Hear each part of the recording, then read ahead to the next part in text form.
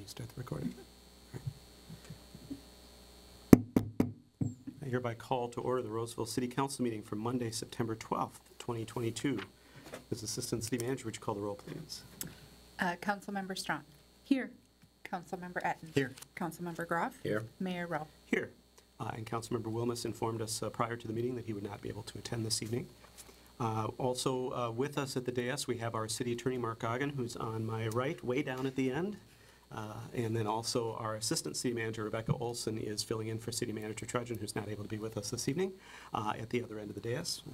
Thank you for being here tonight to do that. We'll have other staff, department heads, and guests participate in the meeting and be introduced as various agenda items come up. We would ask that if you have a cell phone, to make sure that it's either silenced or otherwise assure that it does not disrupt the meeting this evening. We do have a few participants who are participating online remotely through Zoom, and when there are opportunities for those individuals to speak either during public comment opportunities or if they might be representing somebody who's here on a case before the council, we would ask you to let us know when you want to be brought into the meeting by using the raise your hand feature in Zoom, and we'll make sure and bring you in at that time. We do have, as I said, a number of people, so we just want to make sure that we get those folks in and you have a chance to familiarize yourself with the Zoom platform if not already familiar this far into the pandemic. But that being said, the next item on our agenda is the Pledge of Allegiance. We ask folks to stand if you're able. I pledge allegiance to the flag of the United States of America and to the republic for which it stands, one nation, under God, indivisible, with liberty and justice for all.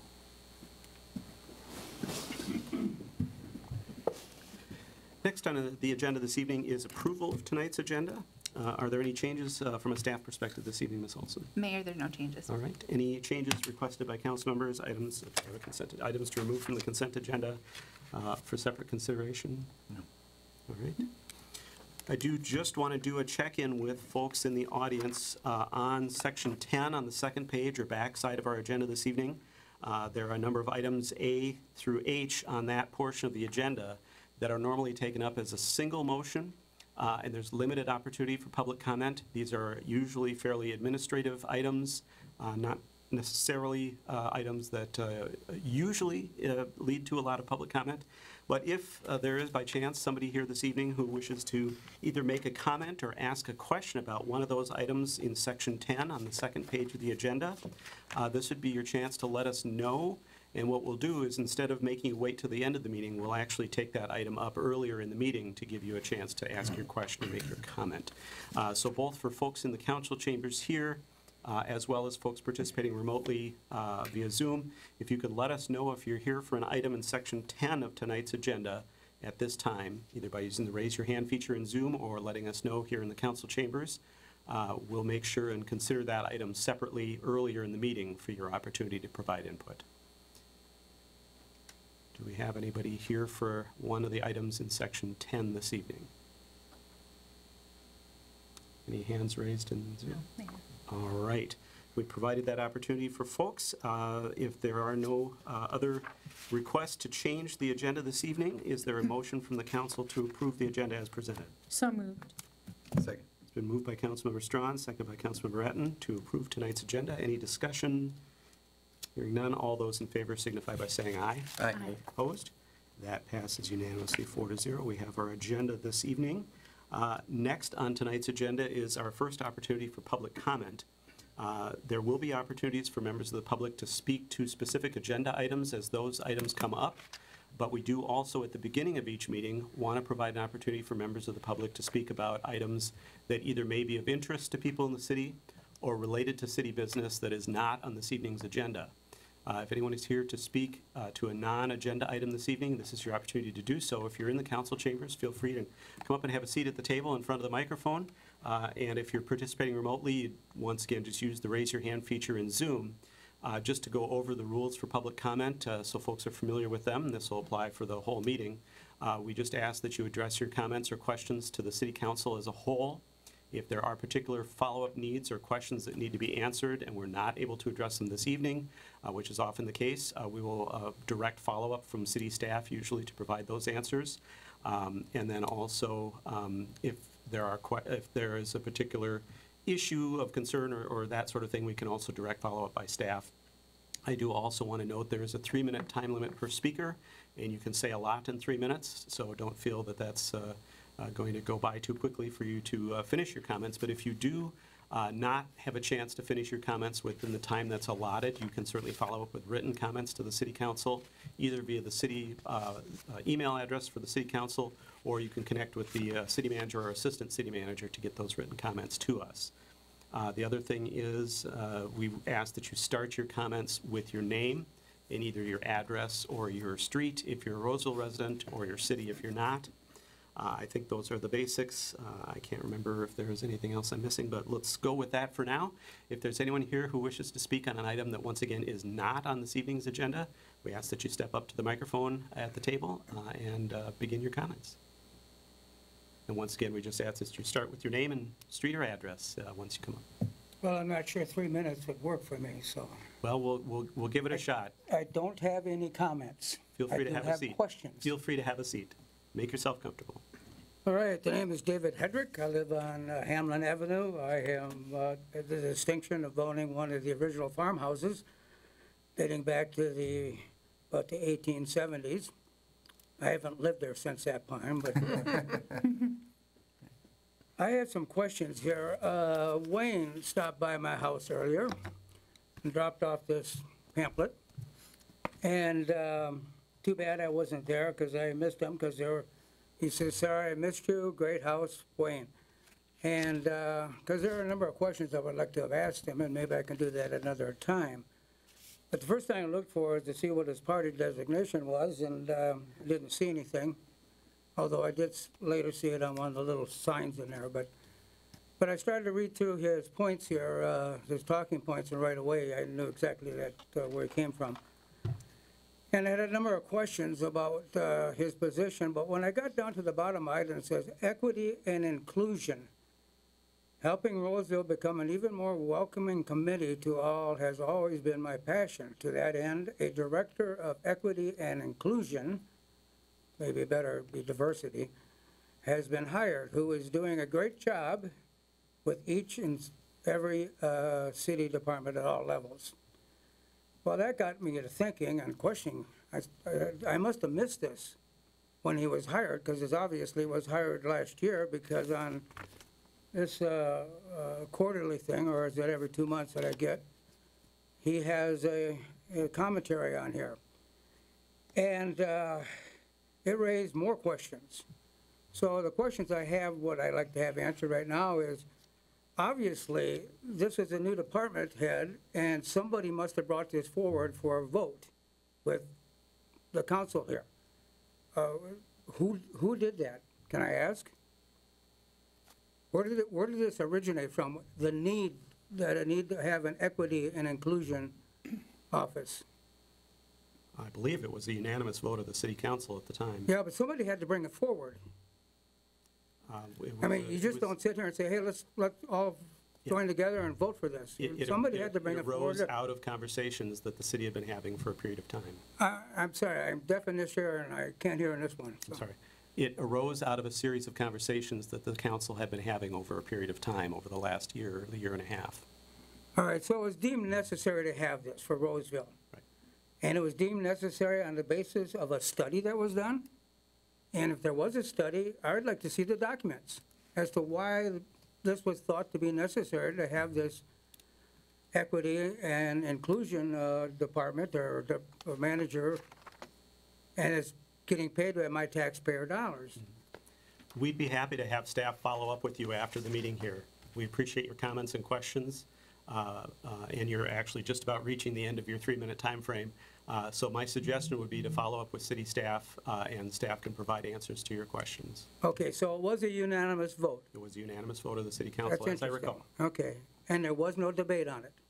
Well, there was discussion and conversation, certainly, as we always have on votes, or unless they're very routine. Okay, well, I stopped in earlier to talk to Mr. Brooks. He wasn't in. I hope to talk to him tomorrow if he is. I assume that's a full-time job. Yes. Okay, and my time is up, you're saying? You have reached the end of your 3 minutes. Okay. And Wayne, if you want to stop by again, I'll be more than happy to talk to you. Thank you. Thank you for your question. Is there anyone else here from the public to speak in general items this evening, either from the audience here in the chambers or participating online? Do we have any hands raised online? There are no hands online. Okay. Doesn't appear to be anyone else this evening. So we'll close the opportunity for general public comment, and we'll move on to the rest of our agenda this evening. Our first item on the agenda is recognitions and donations. Item 5A, which is a proclamation related to Constitution Week. And the norm is to read the proclamation and then a motion to approve by the council. The proclamation reads as follows.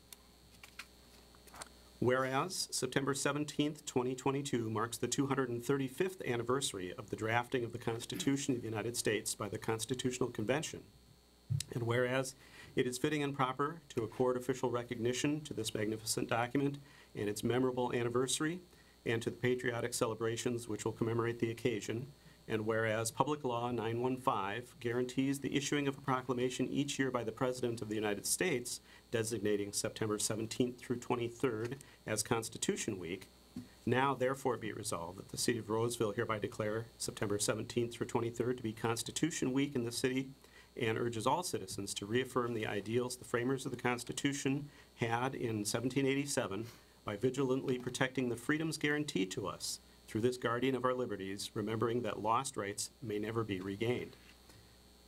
Is there a motion? So moved. Second. It's been moved by Councilmember Etten, seconded by Councilmember Groff to approve the Constitution Week proclamation. Any discussion on the motion? Councilmember Etten. I was getting my food in the lunch line at Irondale today, and there were two young ladies. One of them was carrying a small copy of the Constitution. She said, I didn't know I had some of these rights. I'm so excited I'm learning about this. I almost fell over. So it's a living document that's exciting to even teenagers in the lunch line. I'm speechless. I'm not speechless. I was too. I was too. I held onto my tray, though, so I wasn't one of those guys. Right. Good. Well, we would perhaps suggest that folks check out the Constitution if you're not familiar with it. It is fairly widely available to folks, even on Google. And it is definitely important to know the rights that you have, and to make sure that we do fight to continue to maintain those rights in this country, because, as has been observed perhaps a lot, especially perhaps recently, they're not always guaranteed. It's up to us to maintain them. But with that, we do have the motion before us. If there's no further discussion, all those in favor signify by saying aye. Aye. Opposed? That passes unanimously 4-0 also. That brings us to our business items. Our first business item this evening is to receive a strategic equity update, and we have our equity inclusion manager, Thomas Brooks, with us to provide that update this evening. And so we'll ask him to make that presentation.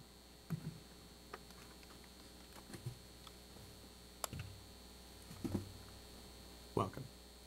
Thank you. Welcome, Mr. Brooks.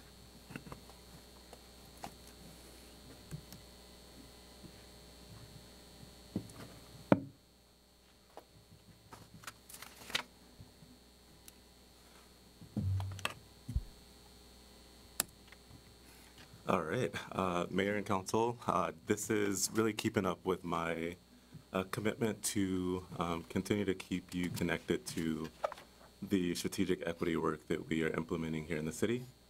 So this is really just a quick check-in for you, just to know where we are, what we're working on, and what's to come. So very similar to previous updates in the past. As you likely remember, many of our goals and milestones with the strategic Racial Equity Action Plan, or SREAP, that I'll mention as we continue, many of them are quarterly, so there isn't a whole lot that moves on a month-to-month basis for each of these items. But the three priorities we have are workforce diversity, commission diversity, and then implementing a racial equity toolkit. Our last update was in May of this year, and that was also coupled with the departmental updates as well, if anyone wants to go back and reference those.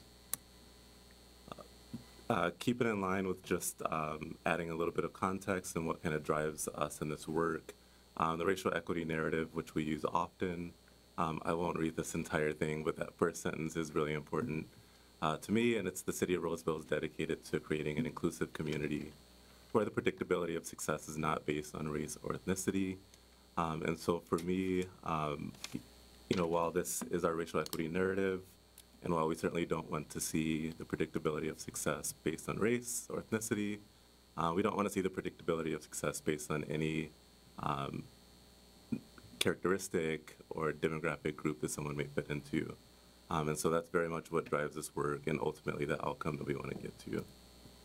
And these are just our community aspirations that we always look to as well. Equity and inclusion is connected to every single one of these and specifically called out in the first one. And so I know that we're going through a huge community visioning process right now. And this may look a little different when this is done, but either way, I think equity will always be connected to our aspirations. Jumping into the SREAP, the first priority, which is workforce diversity. Everything so far up to this point has stemmed from really gaining an understanding of our processes here in the city as to how we recruit and onboard new employees. We've updated you on the past that we mapped out our entire process, brought in a bunch of stakeholders throughout the city to participate in that process.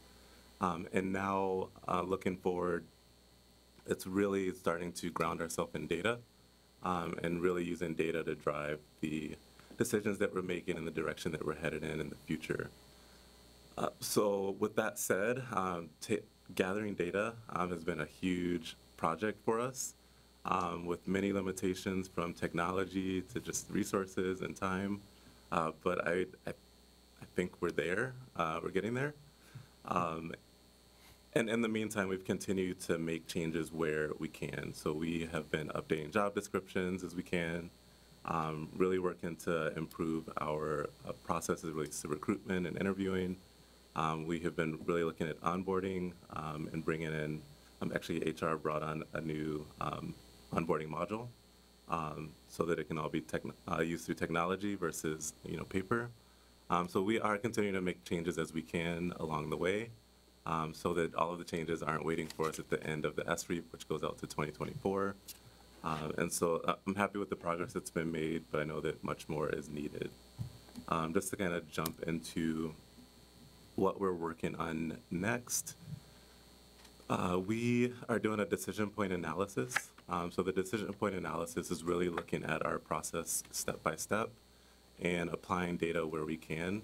So to see the number of applicants that are applying to our positions. Of those, how many are BIPOC, how many are making it through the initial screening, how many are being interviewed, and then ultimately how many are actually making it to that final offer. And so with that, we're also able to maybe take a sample and do a deep dive into the resumes, the applications, the interview questions, just a little deeper to understand why some of these candidates aren't making it through at the same rates as others. And so that's some of the work that's underway. Just in terms of data, that's a lot of data that we have to gather and sift through. But this is kind of where the focus is right now, at least for this priority. We are also working on gathering voice of the customer, which is an important aspect of all of this work, whether it is internal or community. And so for this, we are developing a survey so that we can reach out to new hires, recent new hires, to essentially have them give us their perspective on their experience going through the process. So not only using the demographic data that we are applying to the decision point analysis, but also looking at real lived experiences as they went through our process and using that to help improve in the future. We know with recruitment, it is a tight job market, and we not only have to compete with other cities who may have other benefits or higher pay for similar positions, but we also have to compete with the private sector as well. And so really making sure that our process is efficient so that we're moving applicants through in a timely manner, I think is really important to get that offer in their hands first. And then also, again, just making sure that we're doing what we can to diversify our workforce naturally so that we can start to get some different perspectives at the table. Our second priority, commission diversity, this one I know you are well aware of. So we are continuing to evaluate each recruitment season I know I got some feedback from Councilmember Etten that we should make that a little more explicit, that we're continuing to evaluate this process every recruitment season, and we certainly are committed to do that. Really, the point is we want to make sure that it's a good experience for applicants. There are a limited number of vacancies at any given moment, and many of them are going to have to apply multiple times before they get appointed. So making sure that it's a good experience for them as they go through, I think, is really important. But also making sure that, you know, they are well prepared for those interviews with you, that it feels natural and comfortable for them to show them their true selves, and that ultimately we can reach our outcomes of having diverse tables. So my goal, I want to be able to go to any of our commissions and have a diverse set of perspectives from all across the city to address, you know, any of the issues that come before us, or to come up with solutions. And I don't want to limit that to one specific diverse commission or two, you know, diverse commissions. I think any of the tables that we offer at the city should be diverse, and that's ultimately the goal. Actually, I think we have a question. Councilmember Etten, did you have a No, I question or just follow-up? wanted to thank you for that adjusted graphic and framing for that. I appreciate that. Yes, definitely. Thank you. sir. And our third priority, the racial equity toolkit. So this one is developed, and I know that you've seen a copy of this, I believe, in the May 2022 update. So we still have the toolkit. Definitely still eager and ready to use it. So certainly if you have any ideas on upcoming projects that may be coming before you where this could be used, let us know. And we are certainly continuing to keep this in mind with staff as well. As you know, the one that this was used on was the proposed tenant notification ordinance, and that has created some additional engagement opportunities that Janice Goodluck and our community development team are working on now, and meeting with renters and owners. And so we want to continue to do that. We're continuing to reflect and be intentional about gathering that data and using it to drive decisions, and also engaging the community as many aspects of it as we can, and as appropriate. So that is something that we're continuing to work on and continuing to push out. I think there are still some opportunities to continue to educate and just train to make sure that even our commissioners know that we're asking these questions, and they too can ask those questions. The same with each of you. And so that's our goal, is just to continue to slowly roll this out as well. A quick update on some of the data tools that we are using. So Invisio was something that was published this summer. It is a module on the racial equity website, on the City of Roseville website, that any member of the public can go to see our progress on these goals. Again, I think the caveat to this is our current SREAP goals are quarterly, so there isn't a lot of change month to month. But at any moment throughout the year, you can go in and check to see sort of what tasks we're working on, what's been accomplished, and what's to come. So we really wanted to make sure that this process was as transparent as possible.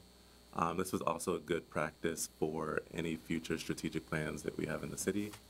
So if we have a larger one citywide after community visioning, you know, this is also a tool that we'll be prepared to use to communicate progress on that as well.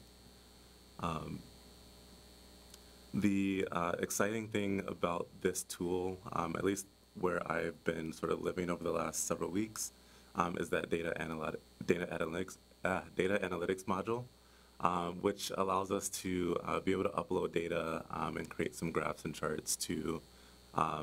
Also, I am a visual person, so to be able to create those visuals that, again, help drive the work that we're doing. So just being very intentional and really understanding what we're working with. So I know up to this point, as we created the SREAP, so much of that was based on observation, assumption, lived experience as staff or as community members. And so I really want data to be at the center of that. I want to get past the assumptions and you know, really start to use data to drive and be able to measure progress over time. And so some of the things that I've been using this for at least internally, have been just really gaining a better understanding of the makeup of our staff, the makeup of commissions as compared to the community. And then also looking at, again, some of that decision point analysis at each step of, the hiring process. And some of that data will be shared, as we can and as appropriate. Of course, with small BIPOC staff numbers, it can get a little tough to share some of that information publicly without actually and explicitly giving out the identities of staff members. But I think it is important that we know, what we're working with and where we're trying to go. The progress reports. So at some point, I do hope to send you more progress reports as well, just so that you can keep track of this, and we'll continue with the updates as we need to here in the council meetings as well. And then again, just we can upload any future strategic plans or data dashboards, not just related to equity, but anything we do in the city. If we have data, this is certainly somewhere that we can house it. My Sidewalk, I think, is one of my favorite data tools that we have right now, and I think really what's driven the tenant notification engagement work that community development is doing now. And actually shout out to Matt Johnson, our Parks and Rec director, who actually created this slide and presented an equity update to the Parks and Rec Commission last week. But this tool really allows us to pull from over 40 data sources and gather information really on any questions that we may have related to any topic that we are looking to address as staff or here in the city. And so much of this uses ACS data, but at some point, I know the census data, once that's fully released, will be in there as well. And we can start to drill this down by census tract, by neighborhood. We can draw our own boundaries in the tool. So it's really quite a unique tool that allows us to really dive and get deeper into any set of data that we're looking at. And then I just wanted to talk about some of the equity work that's happening citywide outside of just the 3 S3 priorities. Of course, all of it is connected, but one of the things that is starting actually this month is some training for the department heads. So the department heads will be going through a series of monthly trainings through the end of the year. So these will be 2-hour trainings per month that essentially just create spaces for staff to begin to dive deeper into some of the foundational topics around diversity, equity, and inclusion. So it's really these trainings, and I've attended a couple of them. They will provide a foundation, but it's really creating opportunities for staff to reflect and converse, to have some discussions, and to be able to really tie some of these things back to what we do on a day-to-day basis.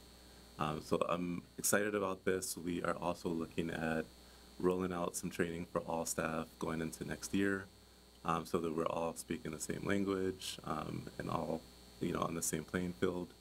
And of course, over time, we'll be able to beef that training up and start to dive deeper with all staff as well. But I'm excited to start with the department heads this year and continue to build on that in years to come. And then, of course, we also want to bring community members along on the journey with us. So that includes youth council members, commissioners, and anyone in the community. So we are also looking at educational opportunities to communicate the work that we're doing and why it's important, as well as creating some opportunities for neighbors just to get together, just get to know each other, and really get at that more welcoming and inclusive environment that we're trying to create across the city. And so that's something that we're looking at as well. One example of that written here is just the article that was in the City News. That's just one way to kind of give a quick summary of what we're doing and why it's important. But really wanting to go even deeper with community members is a huge goal of mine, I would say, in this next year. And so we're also looking at that as well. So yeah, this was a really brief update this time. Tried to keep it pretty straightforward for you, but With that said, I just want to again thank staff across the city that have been involved with this work behind the scenes, and in addition to their day-to-day work, serving in work groups and subcommittees to continue to push a lot of these things forward. Really trying not to do all of this myself, trying to bring others in. It is difficult, but I think it's really important that everyone's involved in moving this work forward. And so we're certainly continuing to try and do that. Thank you as well to all of you and the community for the support that we continue to receive in this work. That is also very much appreciated, especially as slow moving as it can seem. So with that said, I do want to turn it over to you for any questions. Great. Thank you, Thomas. Questions or feedback from council members? Councilmember Strong. Not a question, but thank you for your presentation, and thank you for presenting after what probably felt like a microaggression. While I wasn't on council when the decision was made to hire, I'm very thankful you're here and the work that you're doing and how you're moving us forward as a city. I think we have to make sure we know when it's how we can interrupt that bias so that people don't get to talk long enough to inflict that harm. So I think all of us need to know when and how. And just on that same line, I do hope that at some point we'll have some more education around zoning and when it is appropriate, and the education piece, so that people understand what some of that terminology they may have been using actually means, and so that we fully understand these generations of microaggressions are very hurtful and very damaging. So I appreciate all you do, and I thank you for being here. Other comments, questions, feedback from council members? Well, I guess Councilmember Groff. mostly a huge thank you. I mean, I've been involved with this from the beginning, and I think it's really important work. I like where it's headed. I like what you've done. I think everything moves more slowly with these things than we would like. But this is built up over generations and decades, so it's not something that'll change in a year. And I never expected that. I think the work you're doing is headed the right direction. I think the training for department heads is a really important one.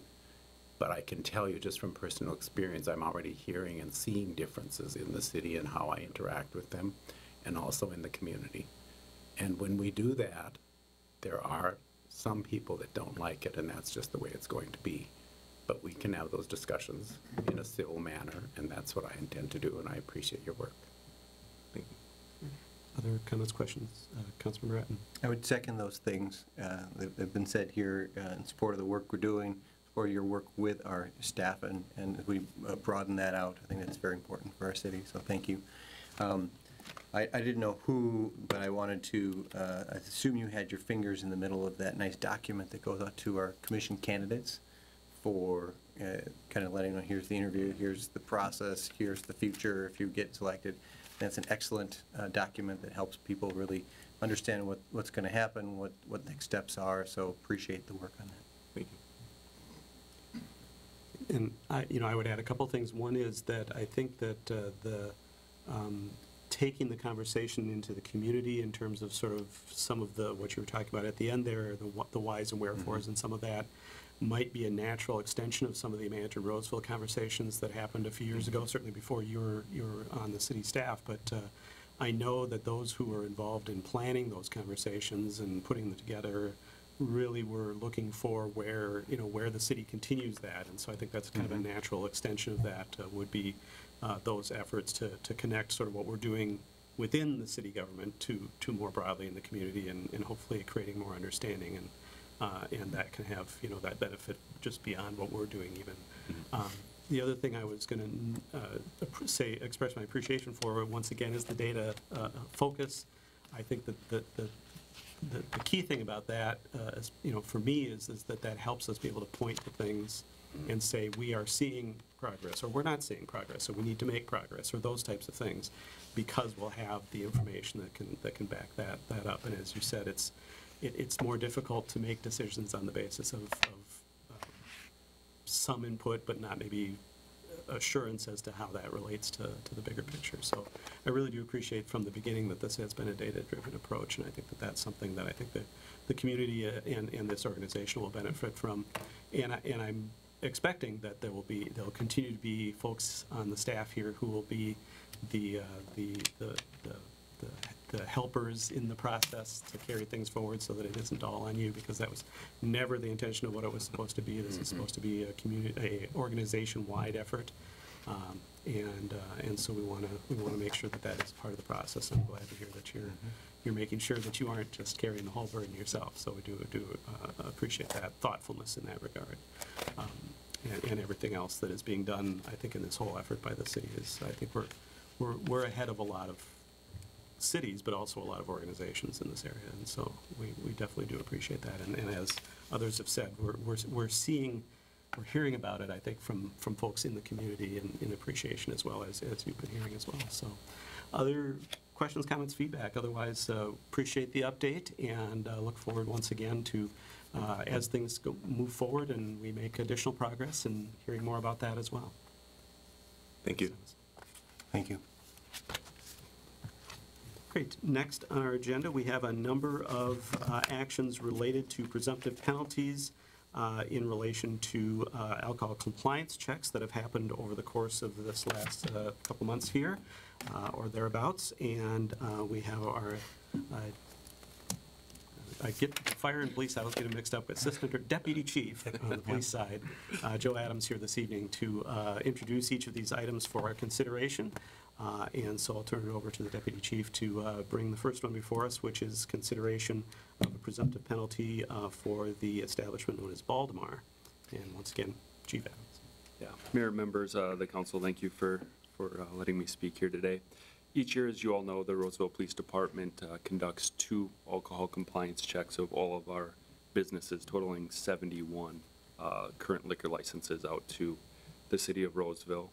Prior to doing that, we do mail a letter to each one of our businesses and establishments that serves alcohol, reminding them that we will be doing 2 alcohol checks throughout the year. This year, the checks occurred on July 15th and July 16th by PD staff, with a result of a total of 7 failures.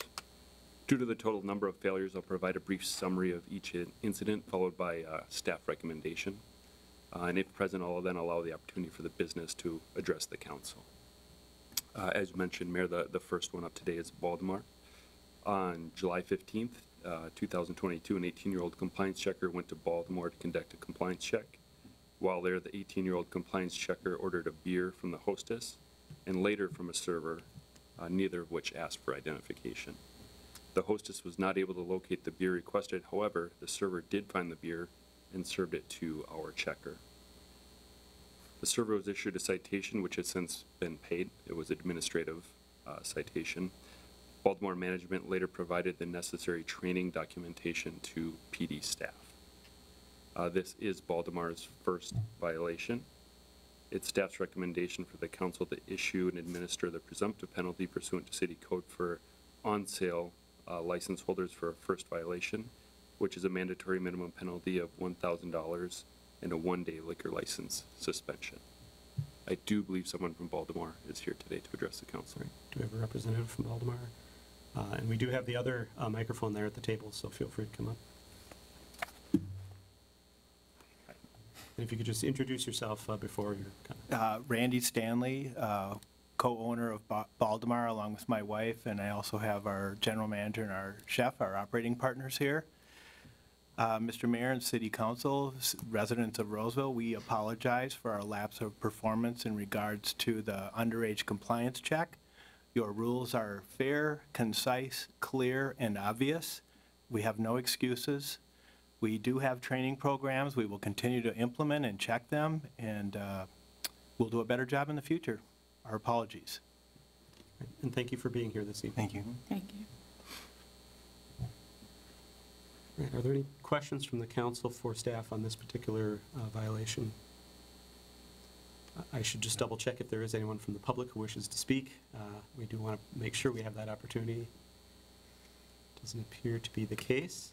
We have the request before us to authorize the presumptive penalty, which is once again in this case for the first violation within 36 months, a $1,000 fine and a one-day suspension. Is there a motion from the council to that effect? So moved. Second. It's been moved by Councilmember Groff, seconded by Councilmember Strawn. Discussion on the motion? Well, I just appreciate the owners being here, and having worked in the serving business, I know it's not always easy to check that license, but they are pretty obvious now, so I appreciate you having the training and reiterating that for your servers. Any other discussion? The only other thing I would note is appreciation also for having the records and documentation of the training. Yes. That is a requirement of the license as well. And as we may see later on, it's not always something that is easy to track down with some of the establishments we deal with. With that, we have the motion before us to once again authorize issuance of the presumptive penalty. If there's no further discussion, all those in favor signify by saying aye. Aye. Opposed? That passes unanimously 4-0, and that penalty is authorized. That brings us then to the second item, which is in relation to the establishment Chili's. Chief Alex. Thank you, Mayor. On July 16th, an 18-year-old compliance checker went to Chili's to conduct a compliance check. While there, the 18-year-old compliance checker ordered a beer from the bar area. An employee checked the ID and proceeded to serve the alcohol to the checker. The server was issued a citation, however, the police department has not received payment or not been able to get a hold of the server. It's my understanding they've separated employment since that time as well. This seller violation, just due to the time that we've attempted to get a hold of them, will be referred ultimately to the city attorney's office. As you may know, we originally tried to go in an administrative route through the city, but if that is of no result, we usually then move over to the city attorney's office to proceed in a criminal citation for that offense. Contact was made with Chili's management 3 separate times in regards to their training records. Unfortunately, I did not receive those until today here at the council meeting. There is management here. It's my understanding there was some time away from one of the staff members, the general manager, which caused some communication lapse between the residing employees and who had provided that documentation. On that training record, I think it's due to the termination. They do not have the individual on there trained who actually sold the alcohol. But nonetheless, they are here today to talk. And as a reminder, the presumptive penalty pursuant to city code for on-sale license holders is that $1,000 fine and a one-day suspension. All right, and do we have a representative from Chili's here this evening? Welcome.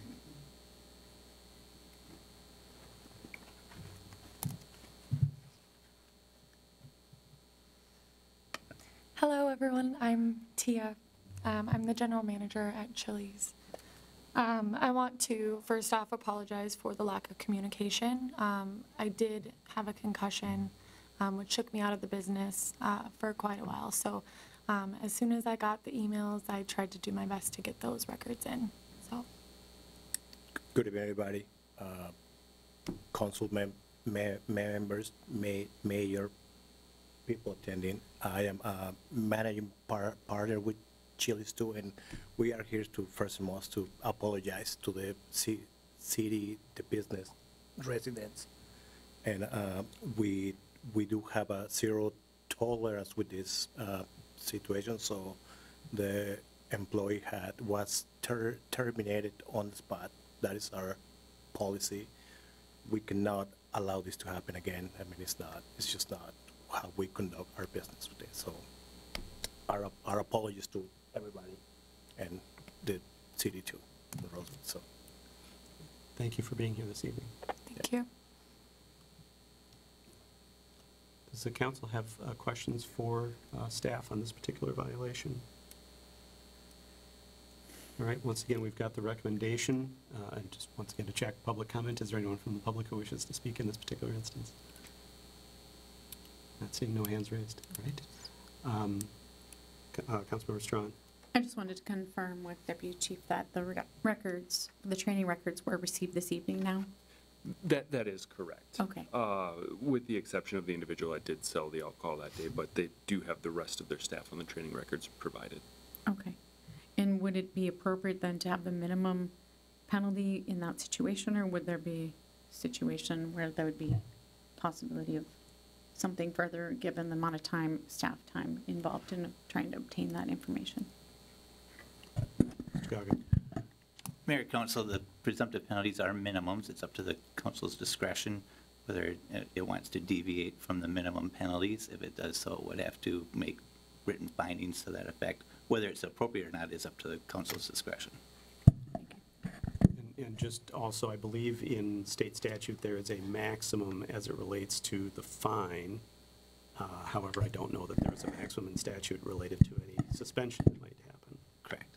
Okay. And the maximum for the fine is $2,000? I believe so. So we can, and it should be noted too that if there are extenuating circumstances in particular instances, we do have the ability to deviate downward from the presumptive penalty as well, although it's stated as a minimum.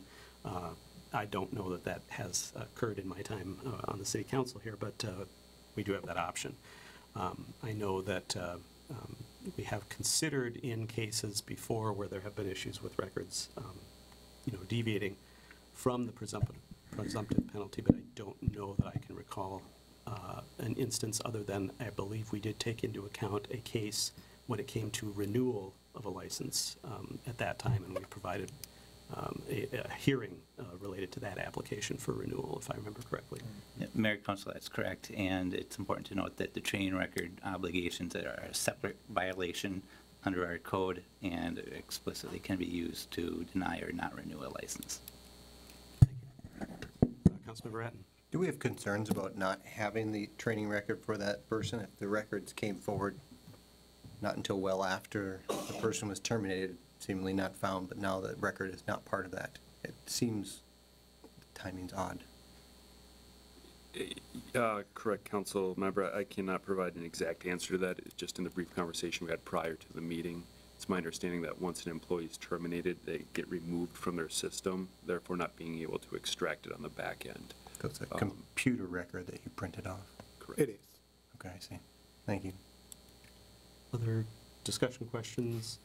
And I would note, too, that I think the violation as it relates to record keeping is not necessarily as it relates to the particular individual per se, but rather that they are keeping the records that are required under our ordinance. And so I'm not sure that I'm prepared at this point to say that not having the record for that particular individual is a case for X to happen. We have the recommendation from staff for the presumptive penalty of a $1,000 fine and a one-day suspension.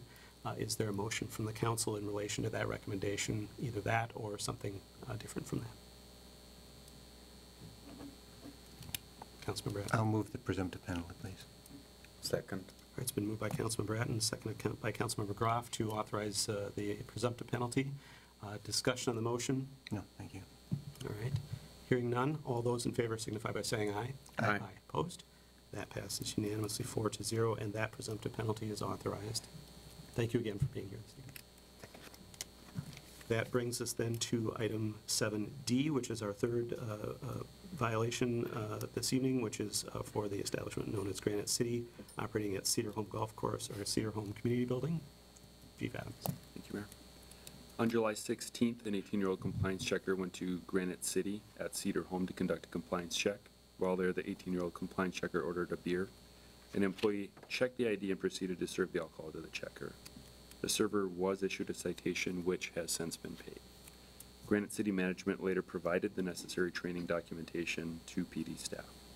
It's staff's recommendation for the council to issue and administer the presumptive penalty pursuant to city code for on-sale license holders for a first violation, which is a mandatory minimum penalty of $1,000 and a one-day liquor license suspension. I'm not sure if anybody is here from Granite City today. All right, do we have a representative from Granite City? Welcome.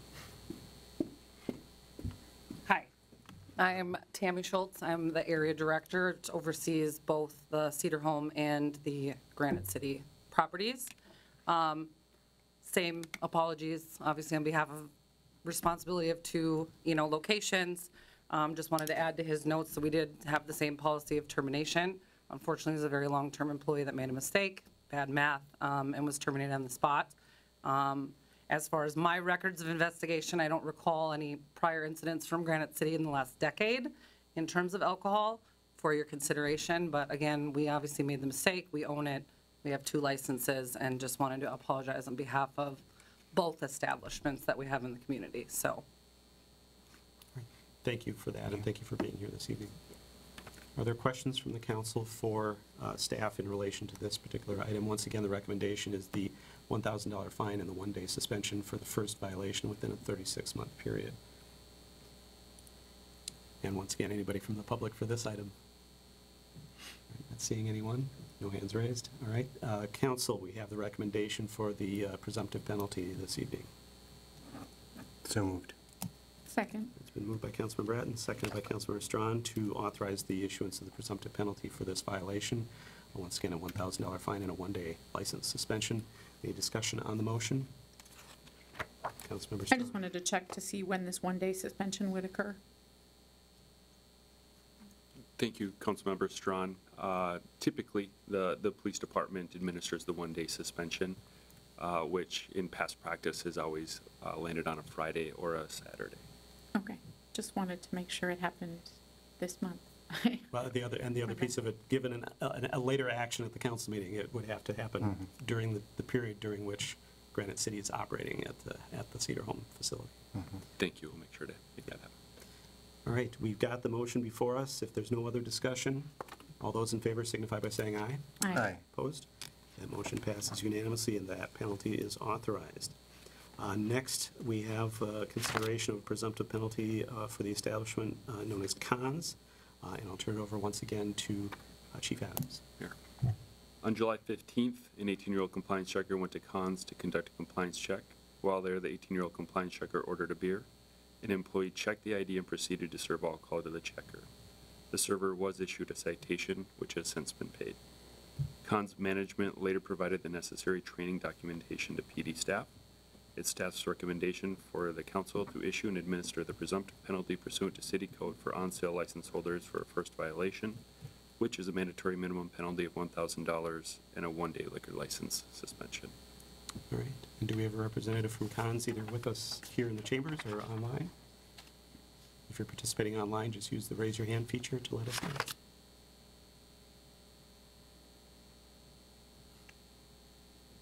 Does not appear to be the case. All right, questions from the council for staff? Councilmember Bratton. Deputy Chief, it mentions that the records would be dropped off on August 31st. Have they been dropped off? They have. They were dropped off in person. Okay, thank you, sir. Right, and once again, anyone from the public who wishes to speak to this item? All right, we have the recommendation from the staff for the presumptive penalty of $1,000 fine and a 1-day suspension. Once again, the first violation within a 36-month period. Council? So moved. Second. All right, it's been moved by Councilmember Groff, seconded by Councilmember Bratton to authorize the presumptive penalty in this case. Any discussion on the motion? Hearing none, all those in favor signify by saying aye. Aye. Opposed? That passes unanimously 4-0. That brings us then to a consideration of a presumptive penalty related to the establishment of Red Lobster. Chief Adams. Thank you. July 15th, 18-year-old compliance checker went to Red Lobster to conduct a compliance check. While there, the 18-year-old compliance checker ordered a beer. An employee checked the ID and proceeded to serve alcohol to the checker. The server was issued a citation, which has since been paid. Red Lobster management later provided the necessary training documentation to PD staff, and I did speak with the general manager today in reference to an oversight in some documentation sent to them earlier. He is going to be here today, or did say he was going to be here present. It's staff's recommendation for the council to issue and administer the presumptive penalty pursuant to city code for on-sale license holders for a first-time violation, which is a mandatory minimum penalty of $1,000 and a 1-day liquor license suspension. All right, thank you, Chief Adams. Do we have the representative from Red Lobster here? I see you coming forward. Hello and welcome. Thank you. My name is Greg McKellips. I'm the general manager at Red Lobster here in Roseville. We too, very apologetic for our handling of the trust of the city of Roseville.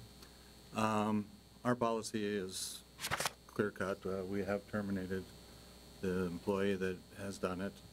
I have retrained actually all of our employees that are staffed right now already as we speak. We've implemented quite a few things to help ensure that this doesn't happen in the future. Yearly retraining will be one of those items, and on our POS, we have the born on date now displayed so they can see what the born on date is, and we take the commitment very serious. I would like you to know that, and I don't believe we've ever had a violation before in the past either, so that's what I have to say. All right. Thank you for being here this evening. Appreciate that. And yeah, I can't recall a violation in my time on the council from Red Lobster. So, do we have any questions for staff from the council on this particular case? Is there anyone from the public who wishes to speak to this particular case this evening? Seeing no one. With council, we have the request from staff to authorize the minimum mandatory penalty, which is once again a $1,000 fine and a one-day suspension for the on-sale license violation first in 36 months. So moved. Second. Moved by Councilmember Atten, seconded by Councilmember Strawn. Any discussion on the motion? Hearing none. All those in favor signify by saying aye. Aye. Aye. Opposed? That motion passes unanimously 4-0. That penalty is authorized. Next, item 7G, which is to consider the presumptive penalty for the establishment known as Szechuan as part of the compliance checks. And once again, Deputy Chief Adams. Thanks, Mayor. On July 15th, an 18-year-old compliance checker went to Szechuan to conduct a compliance check. While there, the 18-year-old compliance checker ordered a beer. An employee checked the ID and proceeded to serve alcohol to the checker. The server was issued a citation, which has since been paid. Szechuan management later provided the necessary training documentation to PD staff. It's staff's recommendation for council to issue and administer the presumptive penalty pursuant to city code for on-sale license holders for a first violation, which is a mandatory minimum penalty of $1,000 and a one-day liquor license suspension. All right, thank you, Chief. Is there a representative of Szechuan either here with us this evening in the chambers or online? And once again, if you're online, just let us know by using the raise your hand feature in Zoom. No? All right, any questions from the council for staff on this particular case? Anyone from the public who wishes to speak to this case this evening? All right, the council, we have the recommendation to authorize the presumptive penalty of the $1,000 fine and one-day suspension. So moved. Second. It's been moved by Councilmember Strawn, second by Councilmember Atten. Discussion on the motion? Hearing none. All those in favor signify by saying aye. Aye. Opposed? That passes unanimously, and that item is authorized, or that penalty is authorized. Next, we have item 7H, which is to consider the presumptive penalty for the establishment known as Table 97. And I'll once again turn it over to Deputy Chief Adams. Thank you, Mayor. On July 15th, an 18-year-old compliance checker went to Table 97 to conduct a compliance check. While there, the 18-year-old compliance checker ordered a beer. An employee checked the ID and proceeded to serve alcohol to the checker. The server was issued a citation, which has since been paid. Table 97 management later provided the necessary training documentation to PD staff. It is staff's recommendation for council to issue and administer the presumptive penalty pursuant to city code for on-sale license holders for a first violation, which is a mandatory minimum penalty of $1,000 fine and a one-day liquor license suspension. All right, thank you, Chief. Is the representative from Table 97 here this evening? Hello and welcome. Feel free to have a seat. Hi, guys. I'm the chef partner with Table 97, and we do apologize for serving a minor in your city. It will never You could happen. introduce yourself also. Yeah, my name is Mikael Batista. Thank you. Thank you for being here this evening and for your contrition this evening.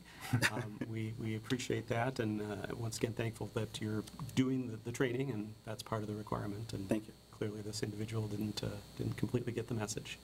Sorry about that. All right. Is there any questions from council for staff or the individual? Oh. Councilmember Strawn. No, I'm good. I had Okay. just wanted to make a comment. All right. Councilmember Atten. A question for our staff. We've had a number of violations where theoretically the IDs were checked, but I'm wondering, do we know with the training that's offered for restaurants, is it Minnesota specific in the sense that literally the licenses are shaped in a different direction? I mean, it's really obvious when someone's 21 or not. So I'm struck by the number of cases here. I'm wondering if there's a hole in the licensing programs or the training programs that are being offered, or that we need to be filling that hole somehow. That's a great question, Councilmember Breton, and I would only be speculating if I were to guess the nuance of it. As for the training, it just needs to be city approved. A lot of the vendors use an online program, almost all of them. I'm assuming it's probably something that's advertised to a lot of the different restaurants. I don't know the complexities of it. I've never taken it myself. I do know that the state on occasion will also send out pamphlets and flyers. They do it for tobacco, they do it for alcohol. I think it was 2018 when a lot of the IDs started to transition to the vertical versus horizontal. But I would just only assume if it's maybe just the number of people they check, or maybe they don't get that many minors that have the ability to try to push to get served. I guess I don't really know that answer, but it'd only be speculation. But I would agree with you, having seen multiple IDs myself. I honestly don't know if we can make it much easier. It's not a math problem. No. Right. Yeah. Or it shouldn't be a math problem, anyway, certainly. Okay. Other questions?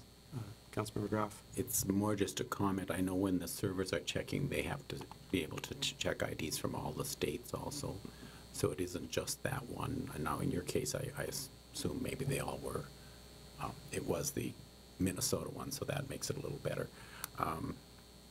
I am concerned with the number of cases we've had tonight, and somehow or other I'd like us to think in another meeting or over time how we can do this better and make sure our businesses in Roseville are understanding how serious this is. And I appreciate everyone being here tonight, because you're all sounding like you understand it, but we need to be sure this doesn't continue. Usually we have 2 or 3 maybe at the most, so I don't know what the answer to it is, but I am concerned about that, so it's something to think about for all of us. Certainly. If there's no further questions, and if there's anyone from the public who wishes to speak to this, all right, thank you again for being here. You're free to relax and have a seat, not at the hot table.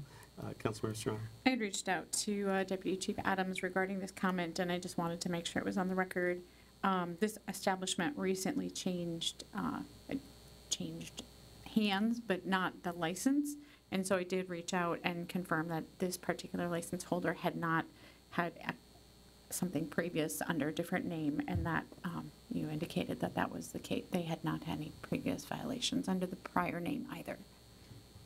That is correct, Councilmember Strong. Thank you for bringing that up, and that might tie into Councilmember Groff. I do see areas where we could possibly improve some communication in departmental staff. The licensure occurs on city side, whereas obviously the enforcement occurs on the PD side. We don't share a lot of the documentation. And so that was great that you pointed that out, Councilmember Strawn, just to make sure that we're all on the same page. And there might be areas to improve some of the training, at least on the city side as well. So, thank you. I'm just also concerned with 71 establishments, that's a lot of work. I mean, obviously, we could always consider reducing the number, and most people aren't going to be happy with that choice. So anything we can do to make it so it's not quite so challenging, the amount of follow-up on some of these cases on the police department, especially your part, is pretty extensive. And so if there's a need to write something in that it needs to be taken care of within a certain period of time, or there is another violation of some administrative fee that's assessed, maybe that's something we can consider, just to try to cut down on your running around for 2 months. Thank you for the consideration. Great. If there's nothing else, we do need a motion on this particular violation. So moved. Second. Been moved by Councilmember Strawn, seconded by Councilmember Breton. Any discussion on the motion? I did want to note, too, that I think it's possible, as I was thinking about this, that the number of violations may have something to do with the sort of the job environment and the business environment, and the fact that perhaps there's turnover, there's perhaps people being hired as servers who, for whatever reason, didn't have the ability to do the checking the way it should be done. But not that that's in any way an excuse for anybody, but that just may be a part of the environment we're in, and hopefully we see, both from what we've heard from all of the particular establishments this evening about their intention, that the fact that they have the training and their intention to kind of redouble their efforts, that we go back to more of the norm, which was either no violations or a very small number. So wanted to just note that as well, that it very well could be a function, at least to some degree, of where we are right now in both the economy and sort of recovering from COVID and all the impacts of that. That being said, we do have the motion before us on this particular final violation that we're considering this evening to administer that presumptive penalty of a $1,000 fine and a one-day suspension. If there's no further discussion, all those in favor signify by saying aye. Aye. Opposed?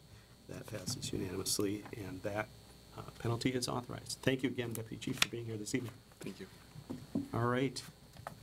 Continuing with our agenda then, we have item 7I, which is to receive an update on the Civic Campus pre-design project. We have our Public Works Director, Mark Culver, with us this evening, as well as a representative of the consultant, and I will turn it over to Mr. Culver for introductions and to bring this item before us. Thank you, Mr. Mayor, council members. Happy to be in front of you again this evening to give you an update on the Civic Campus Master Plan, and we have with us today, as we've had on multiple occasions, our consultant, Susan Morgan, and good recovery. There was a moment there. And then also online, will be participating in the presentation is Mariah Dean from Eden Resources. Is that the name? Not the name? Natasha. Natasha. Okay, well, good. Natasha from Eden Resources will be participating with us this evening. And with that, I will hand it over to, I think I've done enough. I'll hand it over to. Just have a couple of things to know. Oh, council members and mayors, it's wonderful to be back here to connect with you about the project. As we share things tonight, we're going to kind of refresh on where we've gone with development of our plan, an update about our community engagement, and then kind of let you know where we're headed as this project actually comes to a close in a wonderful way. So reminder that all of this goes back to the long-range master plan that was developed for the city's campus site here. We know that the long-term investment reconfigures that north side of Wood Hill, that allows us to shift maintenance from being in the center of campus, opening up some green space for the public, allowing us to bring both the License and Passport Center and the VFW south of Wood Hill, so kind of anchoring a little bit more of Civic District and allowing maintenance to be consolidated into a single site. As this work has continued, there's been two spans of work happening. On the one hand, there's been program development, and so our team has been connecting with members of the VFW, staff from the License and Passport Center, staff from maintenance, to affirm program needs, because that's a key component of pre-design. We're confirming space types, quantities, key organizational relationships, physical relationships about operations. Where does a staff door need to be? Let's start to talk about where trash and recycling might go, so we're taking things to the next level. All of that is quantitative data. We've continued to develop the graphic plans that you see here, and what we're showing tonight is that really up until now, we've continued to keep two schemes on the table. One is the one that we refer to as the east-west maintenance option, where that large block of maintenance is oriented in the east-west direction, so kind of lengthwise parallel to Wood Hill.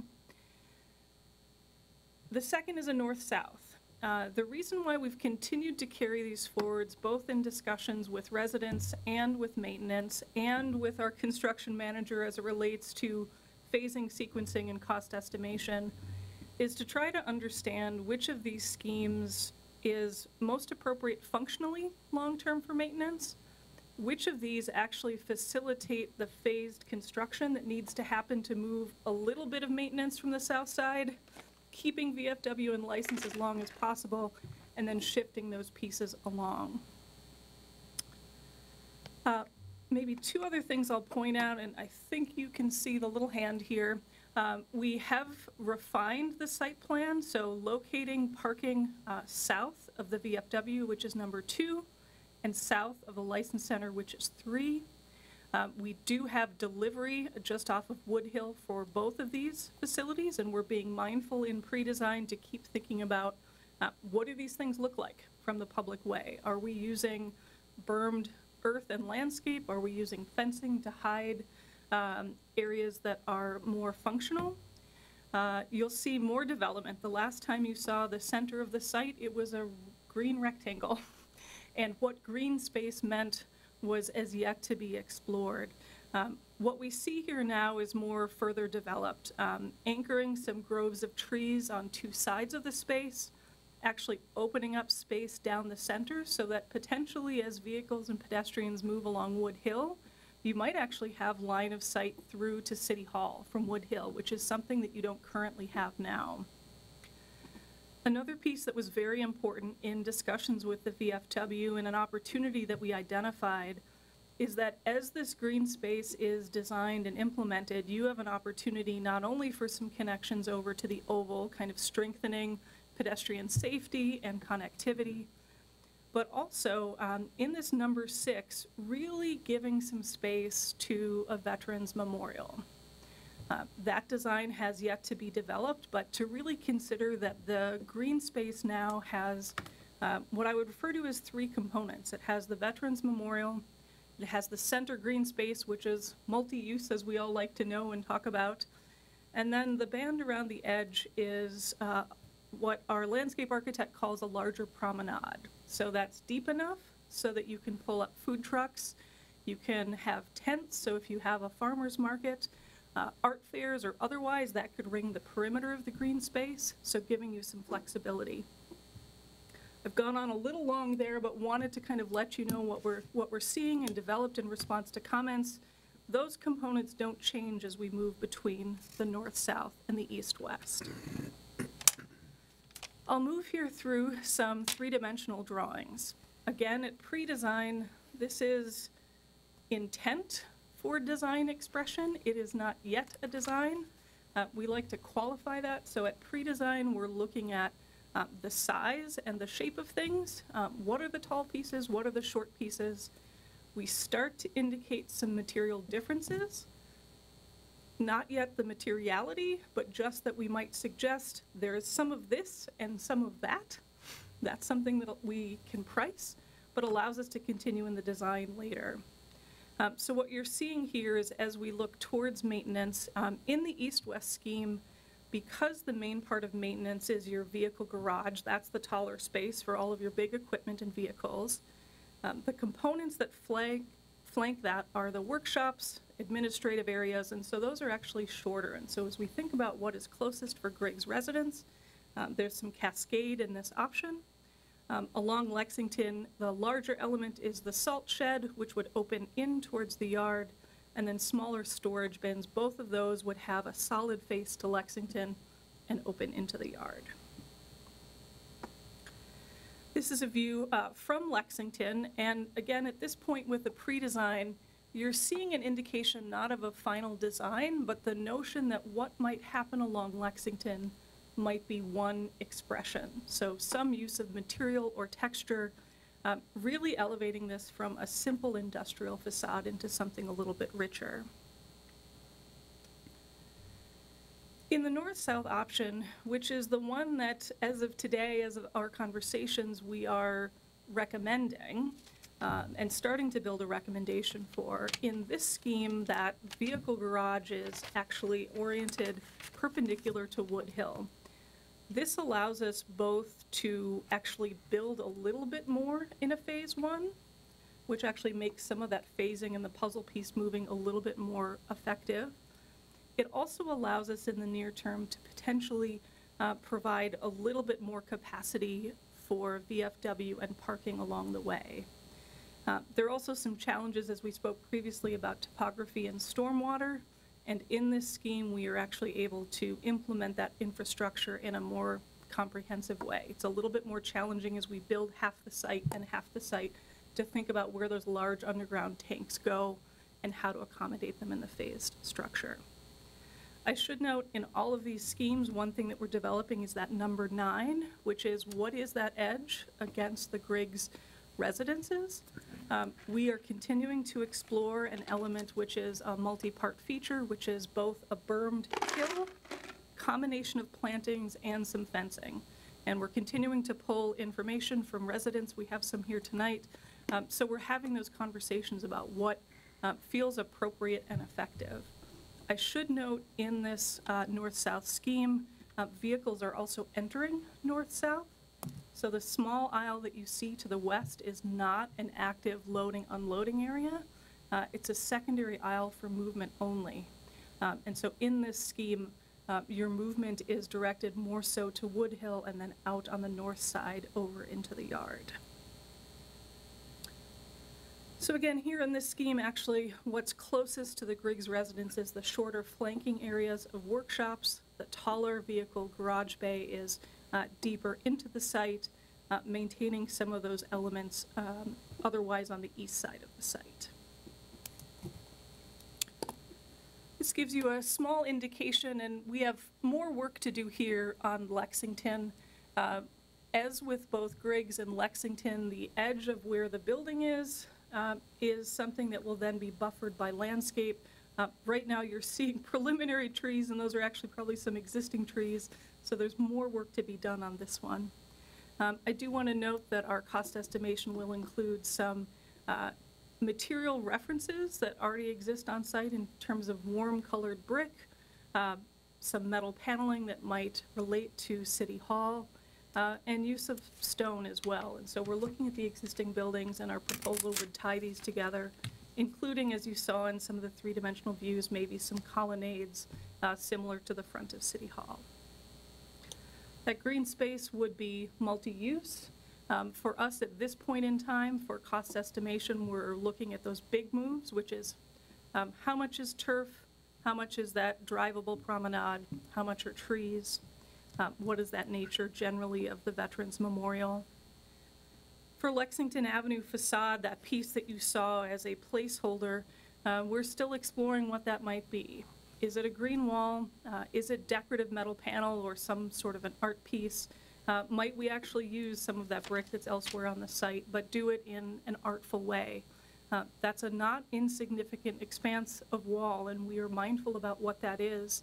At pre-design, what's more important is that we have the right cost placeholder so that when design comes, the team can really fully explore what that is. Last piece, and forgive me for going on long, I wanted to share all the information. We're excited about the project. This piece along Griggs, I think two great examples kind of bookending here are this notion of the berm. So when we talk about this kind of planted berm, for us that's a little hill that is about the height or taller than a person.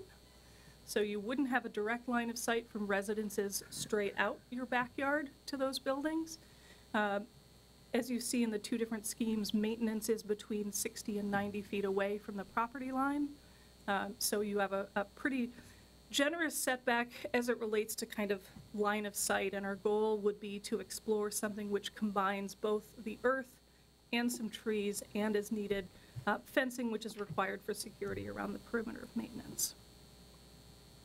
You're seeing some examples here, one on the right-hand side. This is actually Fridley, where it's a weathered wood fence. So we're mindful that the perimeter here, particularly on three sides from Griggs to the apartments to Lexington, those are public facades. These do not want to feel like industrial fences. And so again, from the standpoint of ensuring the project has the right scope to move forwards, accounting for some placeholders that allow that to be explored in terms of materiality and construction. With that, Tosh, I will pass it over to you. And as I do that, I'll just say we've been really fortunate in our community engagement all along the way, both from the committed and passionate involvement of VFW, but also your residents are staying connected to this project, and we really appreciate it. From our last touch point to this one, we're still maintaining a really high level of representation.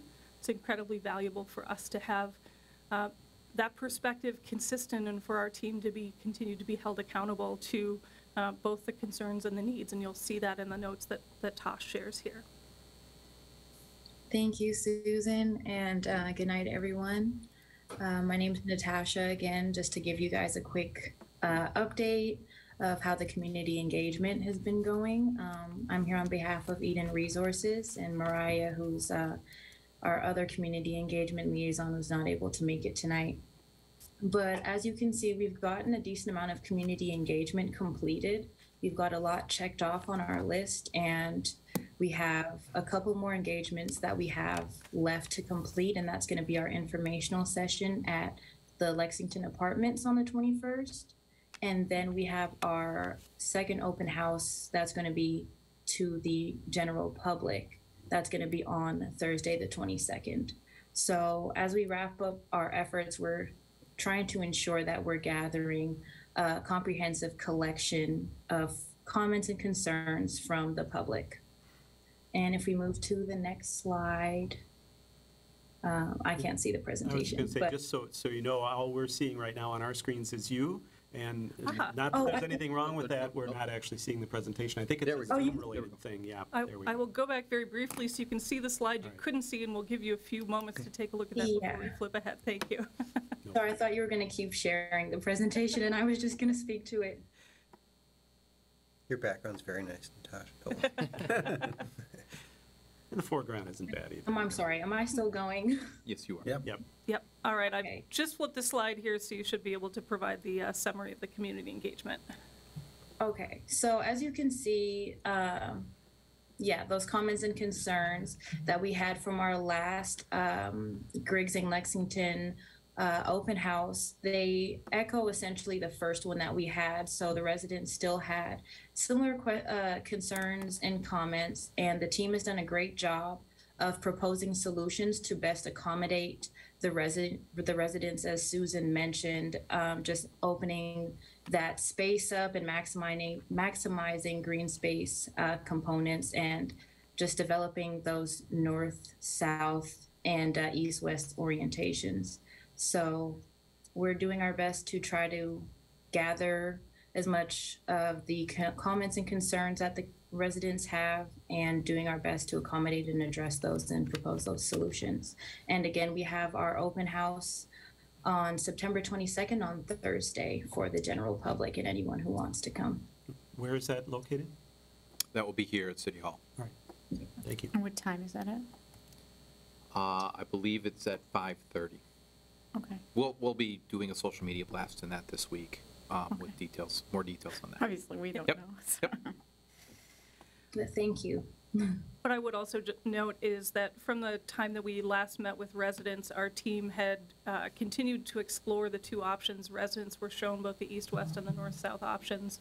At that point, reactions were mixed as to which one might be more or less preferred. And as our team sort of compiled some of the residents' concerns, looked at phasing and looked at stormwater management, one of the benefits of the north-south scheme is that it would minimize immediate and proximate construction alongside Griggs, and that was something that we were mindful of. One of the comments that we've heard is that there's been some challenges with ongoing construction this summer with efforts, and so the concern was, what is the length and the nature of disruption for residents? And the ability in the north-south scheme is to complete both the berm, the drive, and that main piece of the garage, which would likely be tilt-up precast concrete, which helps us kind of minimize, and actually once that's up, that element then shields those residents from the later construction on the east side of the site. So that is one component of the recommendation of the north-south scheme. And so with that, I believe that is a summary of our content. We're available for questions, and we... Actually, and before I move to questions, I just wanted to point out a couple things. Could you go back to the north-south overall view? Yeah, that's good. So I just wanted to point out a couple things. Councilmember Strawn had actually sent in a couple questions by email that, because it's not explicitly clear as we've shown it in some of the other areas. Number 3 there, which is the license center, would also include a second floor, which would include a dance studio. And given the size of the license center, we think we can actually fit both the needs of the dance floor up there as well as the seasonal rec space, office space, as well as some of the storage needs up in that area as well. So we're working with Parks and Rec to make sure that those needs are clear and identified. And also, we're working very closely now with the Lexington Apartments, talking about how we'll need to move the existing playground that's north of the VFW there into their space. So that will likely require some purchase of some land from the Lexington Apartments, and then we would place the play lot up there. And there may be some other facilities or amenities that we can place in that park area up there. So we're working with them and kind of started some discussions with them on that to make sure that occurs. I think that was all I wanted to say on that. So now we can open it up for questions. All right, thank you. Questions from the council? Councilmember Atten? I have a lot. I'm going to ask a few and then see what else people have. Everything you've said so far suggests the north-south is a better option. Is there support for the east-west, and the reason it's still on the table if north-south you keep saying nice things about north-south, and you haven't said any nice things about east-west? If I may, I would say the biggest knock on the north-south alignment is there's a little bit more restriction on the vehicle movement in there. But most importantly, the north-south alignment will most certainly require that the administrative offices be on a second floor above the workshop areas.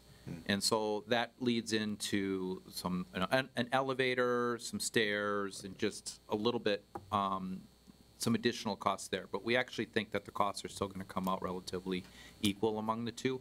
I think there's actually some savings in earthwork in that with the north-south alignment. And so there's just some give and take on both sides. But we went back and forth on it, particularly the second floor part with the north-south alignment, and kind of checked in with my maintenance staff again. And I know that one of the concerns that our vehicle maintenance staff had was with the south-facing windows and an open area that their garage would have, that it could get potentially really hot with that south-facing exposure. And so by placing the vehicle maintenance area on the east side and probably on the southeast side of that building, then that reduces that exposure too. So I think we're kind of working through some of those concerns in that, and that the north-south still kind of makes more sense. And I think it also opens up the yard area between the maintenance facility and Lexington. So that actually gives us a lot more flexibility for material storage and just moving things around. Did you have a follow-up? I do. Who would be officing in this building?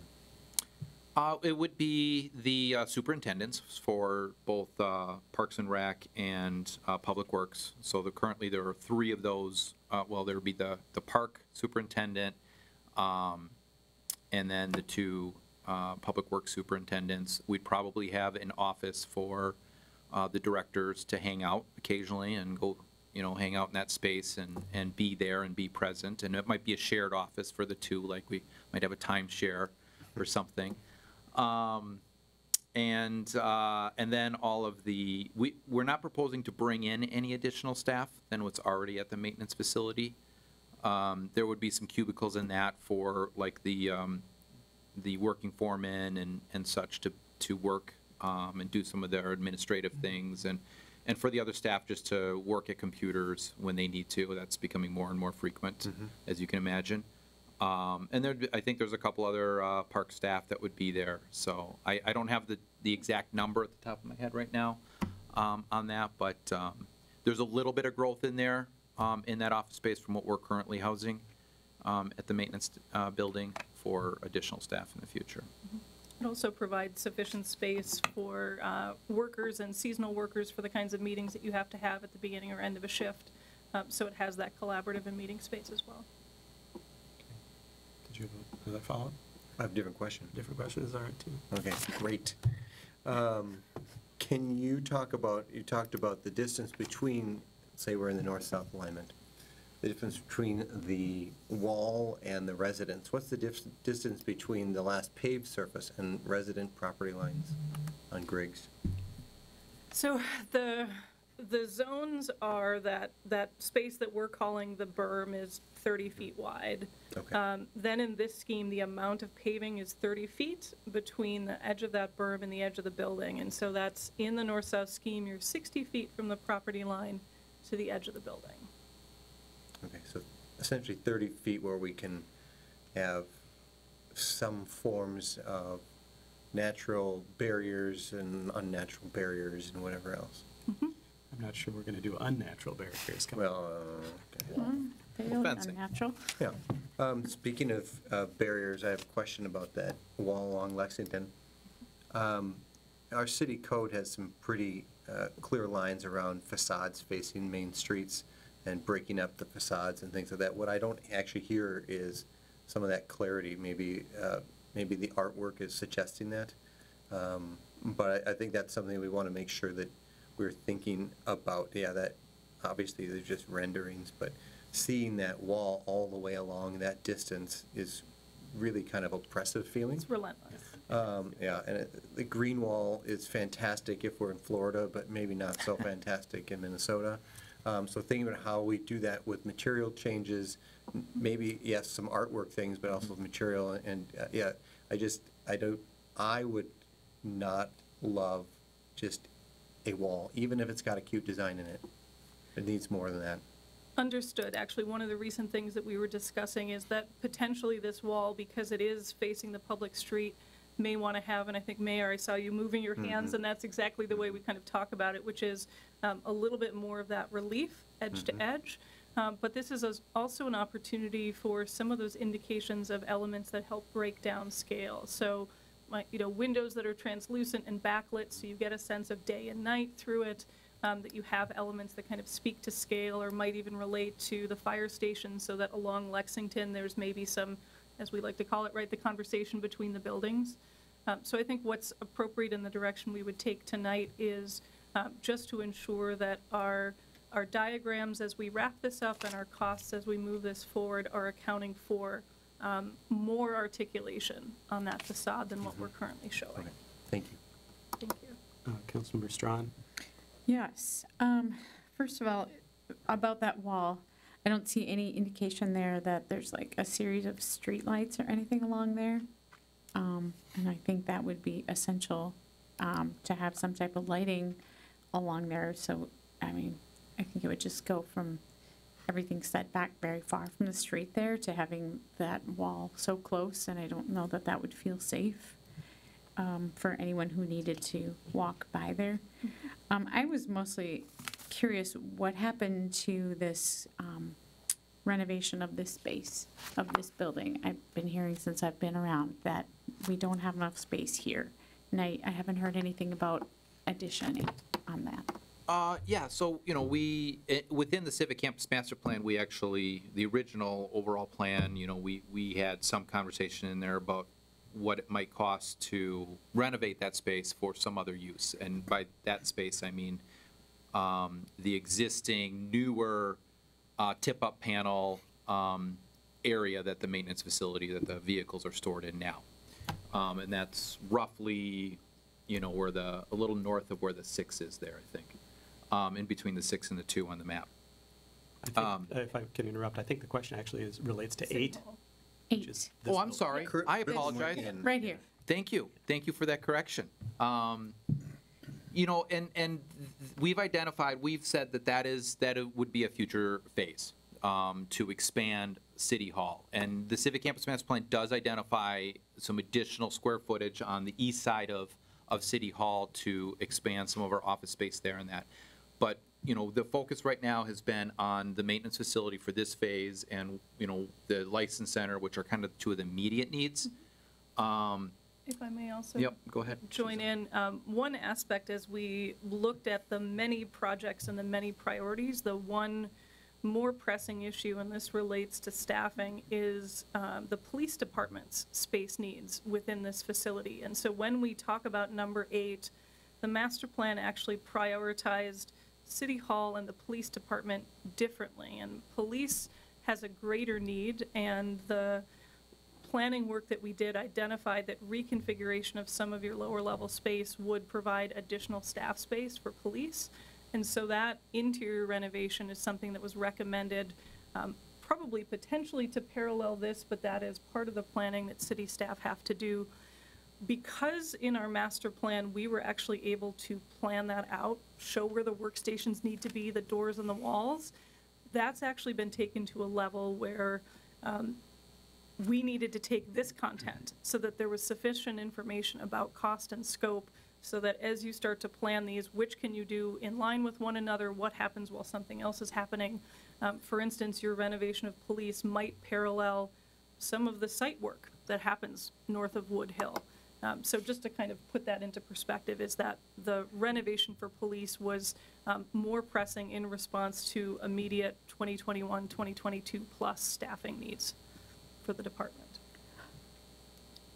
I just know that in this basement, there's the Historical Society, and there are supposedly some meeting rooms and other things that aren't utilized, and just wondering if along the way, as we talk about 3, and we're saying there's a second floor for a dance studio, why isn't there some open space for the community there? I just feel like there's just only we keep hiring people for great reasons, but I know that in this building, people are shoehorned in as now we're expecting them to be back in the building. And so just wondering, I think what we thought was the priority in 2020 is different now again as we reevaluate who is in the office and how and what those needs are. And I just wondering if we're missing an opportunity to move something that's there and make that look different.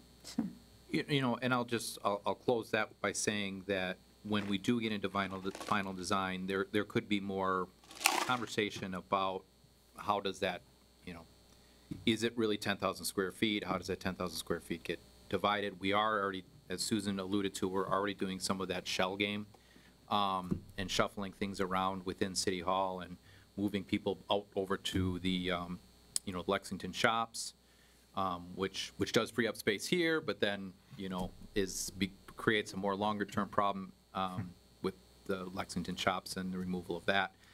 But yes, I'm confident that we are thinking about all those pieces as we move through these things, and that there will be obviously after this phase occurs, there still needs to be some conversation long-term about you know, what additional spaces may need at City Hall here as well. So. I mean, to follow up on the conversation that you and I had, Mark, Mr. Culver, was about, you know, are we trying to shoehorn too many things into the space? Should we be looking at some other space within the city to accommodate some of these things? There's a lot of, I'm sure the neighbors feel like, gosh, that's really close. We're buying more land for a playground for another group of people. We aren't still getting the space we need. You know, I just feel like I came in after, so I've always been a naysayer. I'll admit that freely. But I just feel like there's a lot of people who haven't felt like they were part of this conversation. And, you know, that was a lot of their fault. I'm sure they could have had an opportunity to do so sooner. But I just feel like there's a lot of questions here. And I think without an identified source of funding, I'm concerned about committing to something that we don't know where it's going to go. All right. Councilman McGrath, you had a question? I don't have too much. I think the process is unfolding as I'd expected, and I think that from what I'm hearing, you know, you're considering all the things that have been coming up from the neighborhood. I would reiterate 2 of them. One of them is lighting. I mean, people do not want lighting in their backyards. And the other would be noise, and I think that was addressed somewhat when you talked about the orientation of the building, probably being less noise. Obviously, we use snow plows in the winter, and it could be in the middle of the night, and I don't think that would be fair to have that going right by their backyards. So those are just a couple of the things. And as far as the wall along Lexington goes, yeah, we have to really pay attention to that. We do not want to have a penitentiary-type wall along there. That visually would not work for the people that are even across Lexington, but it wouldn't work for us going down Lexington. It would just look strange. So the other things, I think the details, you're all talking about the right things. You're talking about, you know, you have professionals doing this. You don't need us as a city council micromanaging where to put a bathroom or something like that in a design. So general concepts I agree with totally. Thank you. Councilmember Groff, if I may, one piece, and we had shared this with residents, you know, when a maintenance facility is so close to residents, we're mindful that there are steps that we can take to address those concerns, whether it's a lighting study, an acoustic study, and for instance, we noted that the Minnesota B3 sustainability guidelines actually have definitions that relate to acoustics and to noise. We could use those as a guideline and in fact incorporate those intentions in our cost estimates. And that would allow us, and later on in a design phase, to actually do some testing. What is the noise that's produced inside? How much makes it to residents? What techniques can we use in the design, both in our materials, our assembly, and our design, to minimize that noise transfer? Thank you. And the other thing I did appreciate you mentioning is that if you use that design, you could get some of that buffer in place early in construction, because as we all know, construction takes a year or more, and it's a long time for residents to have to deal with something next door to them. Councilmember Hatton? I would agree with that. Thank you for thinking about that and for reiterating that. I don't want to pick where the bathroom is, but can I pick out the sink? Of course. And the color. Oh, the color, yeah. Thinking about space, I know that space is a thing we're thinking about here. Am I correct in understanding that you talked about on the second story of the License Center that there would be a dance studio, but also office space for Park and Rec staff? Yeah, that's what we're talking about. We think, again, given 10,000 square feet, that we think there would be space for both of those uses. Would that replace some of the staff that's in the basement, kind of at the bottom of the stairs there, or do you know, is that? In this building? In this building here? Yeah, so they're actually moving to the Lexington shops to make room for the community action team for police. Okay. That's part of that shell game that we were talking about. Yep. And so, yes, so we know that if we get rid of Lexington shops, we have to find a long-term home for that use as well. Mm-hmm. And so that's part of the conversation. Perfect. All right, I appreciate that. I wanted to talk about some of the green spaces and parking. You mentioned parking and having some relief parking. Are we? There's quite a large parking lot at the VFW and partially for the park there and things like that. Are we losing total parking capacity in this situation compared to our current, between what's shared with the VFW and on the City Hall campus? If I might answer in the most straightforward way, the parking that we are providing meets the city zoning ordinances as required today for building both the VFW and the License and Passport Center. By code. By code. So it may be that some of the parking we have now is for purposes that don't continue under either of these schemes and isn't needed going forward. Is that a way to say it? Yeah, because there's more technically there's more square footage there, more office space and such that requires parking spaces. But for instance, pardon me, currently the VFW utilizes both their own lot and are able to take advantage of the overflow lot with the park. And so that's where I can't say to you that we're doing a one-for-one because that would eliminate your green space. If that was important, that could be provided. That's why we started from providing the baseline per the requirements for both of these uses. But I think given the parking demand times for the License Center and the VFW, and yes, there is a lunch rush for the VFW, but generally speaking, when the VFW is really, really busy, the License Center is closed. And the License Center being open during the, in the morning and through lunch certainly, but into the afternoon, that's not as busy of a time for the VFW. So I think the shared parking could actually work for both. And there is some additional parking across Civic Center Drive there. Now, obviously, that's heavily used as well with the skating center and that, but at City Hall. Right, but that's something that we can take a closer look at as we get into more detailed design. But honestly, I do think that it can work out between the two uses with the parking. And maybe speaking to both your question, Councilmember Atten, and your question earlier, Councilmember Strahan, about what goes where and are we providing for it in the right ways. Our goal in pre-design is to make sure that we are accounting for things to the extent that we understand them today. And I will kind of put it this way, being as conservative as we can to account for the right budget. And so when we talk about building license and passport, that is a complete full second story. We know that half of it is needed for the identified uses. What is the best use of that other half? Whether it's used for the History Center or for Parks and Recs employees, that doesn't actually change the cost. We're buying it in that way.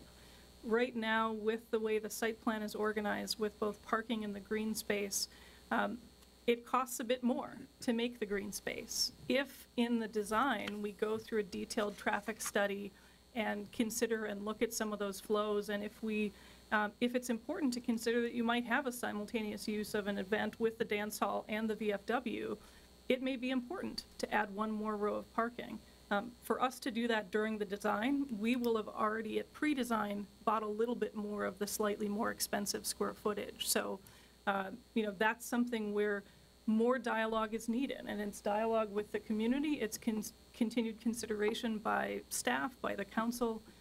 So I think those are things that, in the same way in the master plan that we had identification of things to continue to be studied, we will do the same here for the pre-design, and we will add those notes about who is using, what is the best use of that second floor, to what extent do we need to continue recommendations about further study of renovation to City Hall. As we look at parking, do we need to really define for the council and for the community the offsets and the benefits versus maximizing parking versus balancing with parking and green space? And so those are things that we can put on the table for any future design team. Councilor Ratton. Thank you for all those things. I have to tell you that I think there's enough ancillary parking when there are things going on at 2 and 3.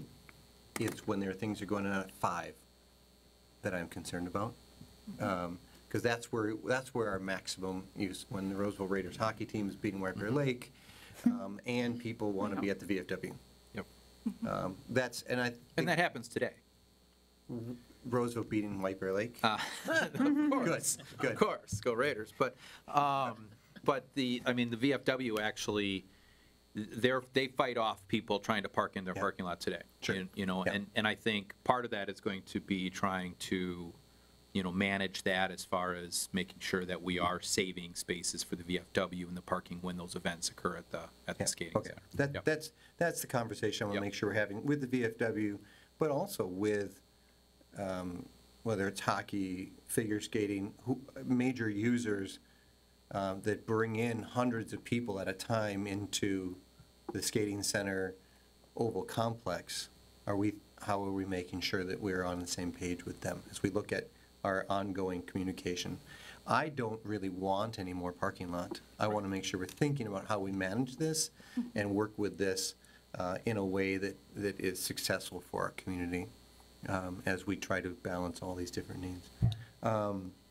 Thinking about that green space, I believe that this design has more space between the license center and the VFW than something we saw several months ago, and I appreciate that. I know that was important to the VFW as they look to have events and things like that, so I appreciate those changes. Some of this other stuff I'll just throw at Mark later in an email, but those were, I think, were the big things I was thinking about. Thank you. I did want to weigh in on a couple of things, too, before I lose track of some of the thoughts that I had, and we'll continue with council feedback, too, and questions. But I want to echo on the wall along Lexington.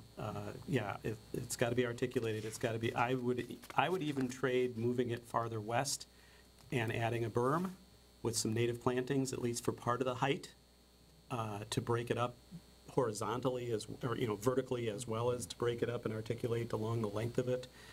Because I was thinking about it from the point of view of the residents across the street. And thinking about how also it relates to the intersection, and sometimes knowing that there is a calming effect of at intersections having a little more closeness, that berm could change at that point, and there could be another approach at that point just to deal with that. I do agree about lighting is critical, and there's a pathway along there now, so we have to maintain the pathway and make sure that that's a place people feel comfortable using. But like I said, I would, especially if we use the north-south approach, which seems to give more room for the yard, I would be willing to sacrifice some yard space if it means we get something more appealing along Lexington, both for the people So who he's live along picking the there. location of the bathroom. He's willing to give it up. Well, no, I don't think that's bathroom location. Oh, sorry. Here. But Just the also salt. to the extent that we can look at, mixing elements too, to the extent that there has to be a wall of some height, especially for the material storage, on the north end. If we mix, maybe there is some successful Minnesota green wall that we can do. It may not be Florida plantings, obviously, but I think about the batter's eye at Target Field as a green wall of a sort. And so, that's something that could be looked at along those lines. But maybe you mix that with also some other materials and things like that, as well as the articulation and burning and native plantings, and you start to have something that actually can work. Because when I first saw the presentation and I saw the blank wall, it was a deal breaker at that point for me. So I'm glad that that's still being thought about, and I'm glad that we're all kind of on the same page there.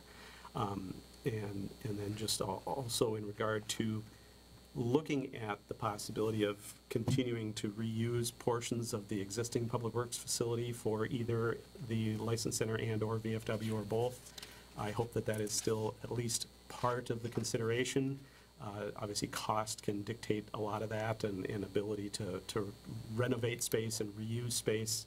I mean, it's easy for a layperson to walk into a space and say, oh, you could do so much with this, but then a structural engineer might say you can't do any of that with it. So I get all of that, but as long as that's at least still something that's not being thrown out unless there's obvious reasons to do it at this point, I did want to make sure and just reemphasize that. So those were the couple of things I did want to bring up. Oh, the other thing in terms of with the folks, both on Lexington, across Lexington, and the neighbors on the Griggs side, to the extent that we can, without terribly much expense and effort, to perhaps even generate a couple of views from a backyard or views from a front yard of what some of these things look like, so that it's not just sort of the view from above and perspective, but a view that means something to somebody.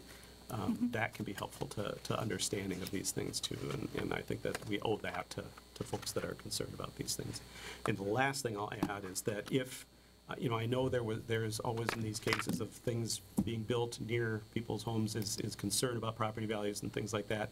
To the extent there are historical examples that might help people understand what effects there might be on property values, that might be something to kind of keep in mind in conversations with the neighbors too. Because I certainly don't know answers to that, but this can't be the first time this issue has come up, so wanted to just mention that as well. Councilmember Strong. I wanted to make sure that we're not at maximum capacity the day it opens. So I guess I just, making sure that this is a long-term solution. Because you just see it too often where people build the new thing and then they've outgrown it before they're even in. I want to make sure that wall height it adheres to whatever we would have expected of anyone else in the community. So if we're that close, and maybe that's an opportunity for civic engagement on what happens on that wall in a way that's meaningful and preserve some history of of our city. And I wanted to know, this is really the most important piece, if the environmental elements are being incorporated into this costing. So if there's space for like a parking canopy with panels or charging stations, solar panels, any type of thing like that. So as the costing is happening, is this taking into consideration a commitment to what we've already had environmentally?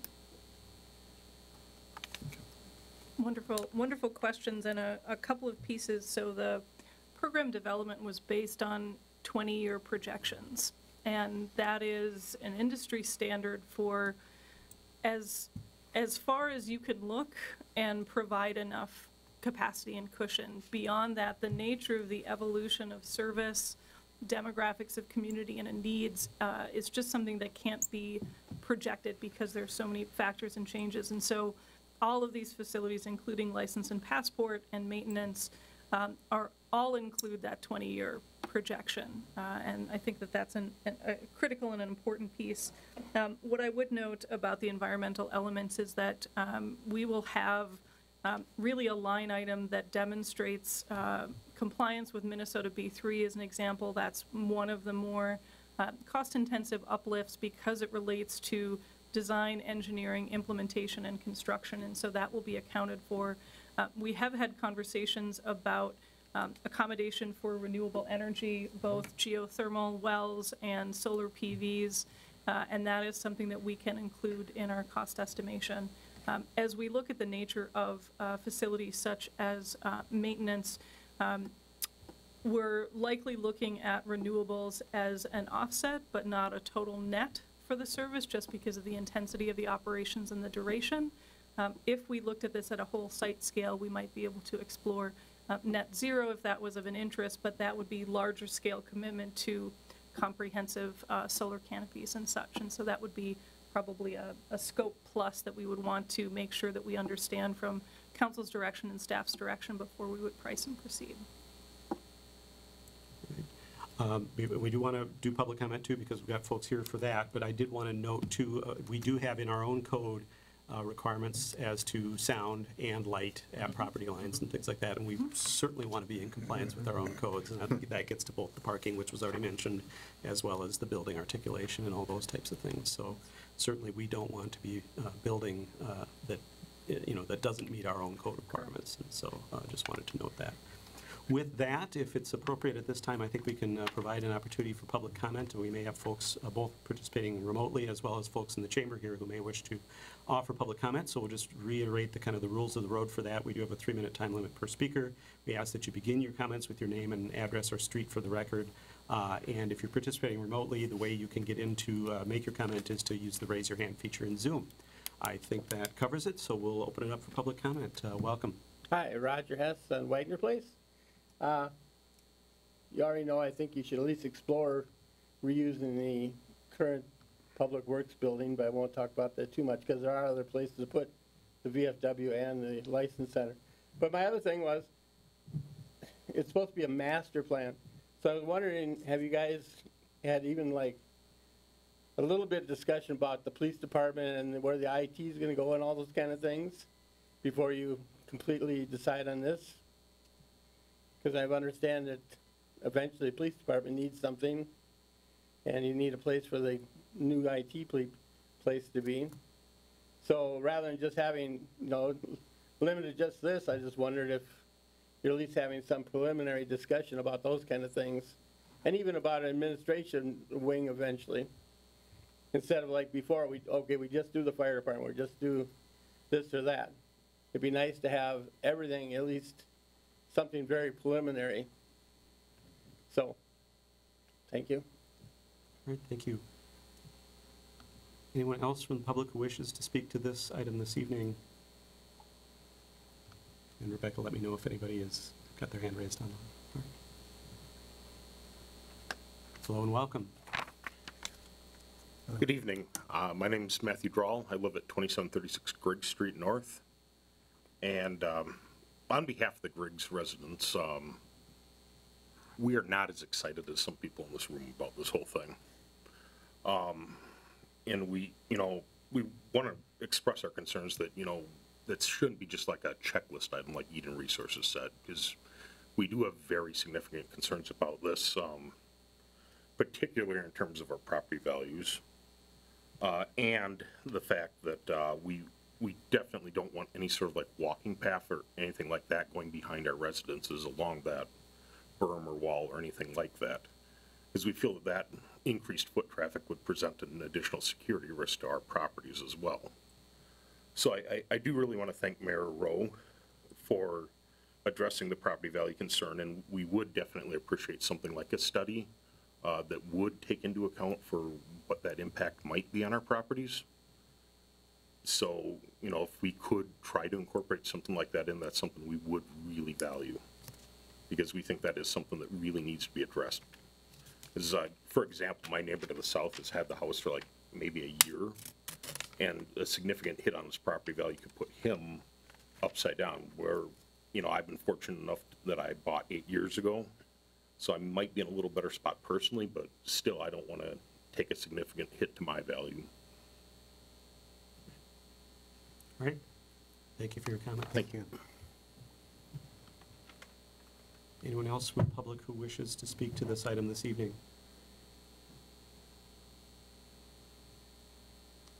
All right. No hands raised online? All right. And just to address a couple of the comments, I think perhaps it happened as Mr. Hess was transitioning into the meeting here, but I did bring up the notion of reuse of the existing buildings, and that is still something that is under consideration as we go, at least at this stage of the process, unless there's some obvious reason that it's not going to work.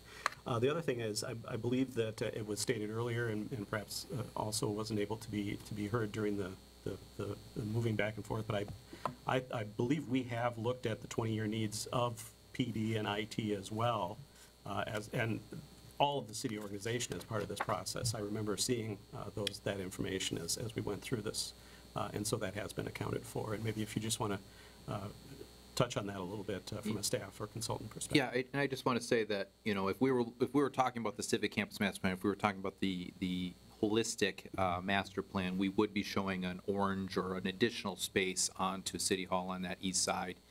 We know that, you know, police needs more garage parking. They need more office space. We need, you know, all of the other departments need a little bit of extra space. As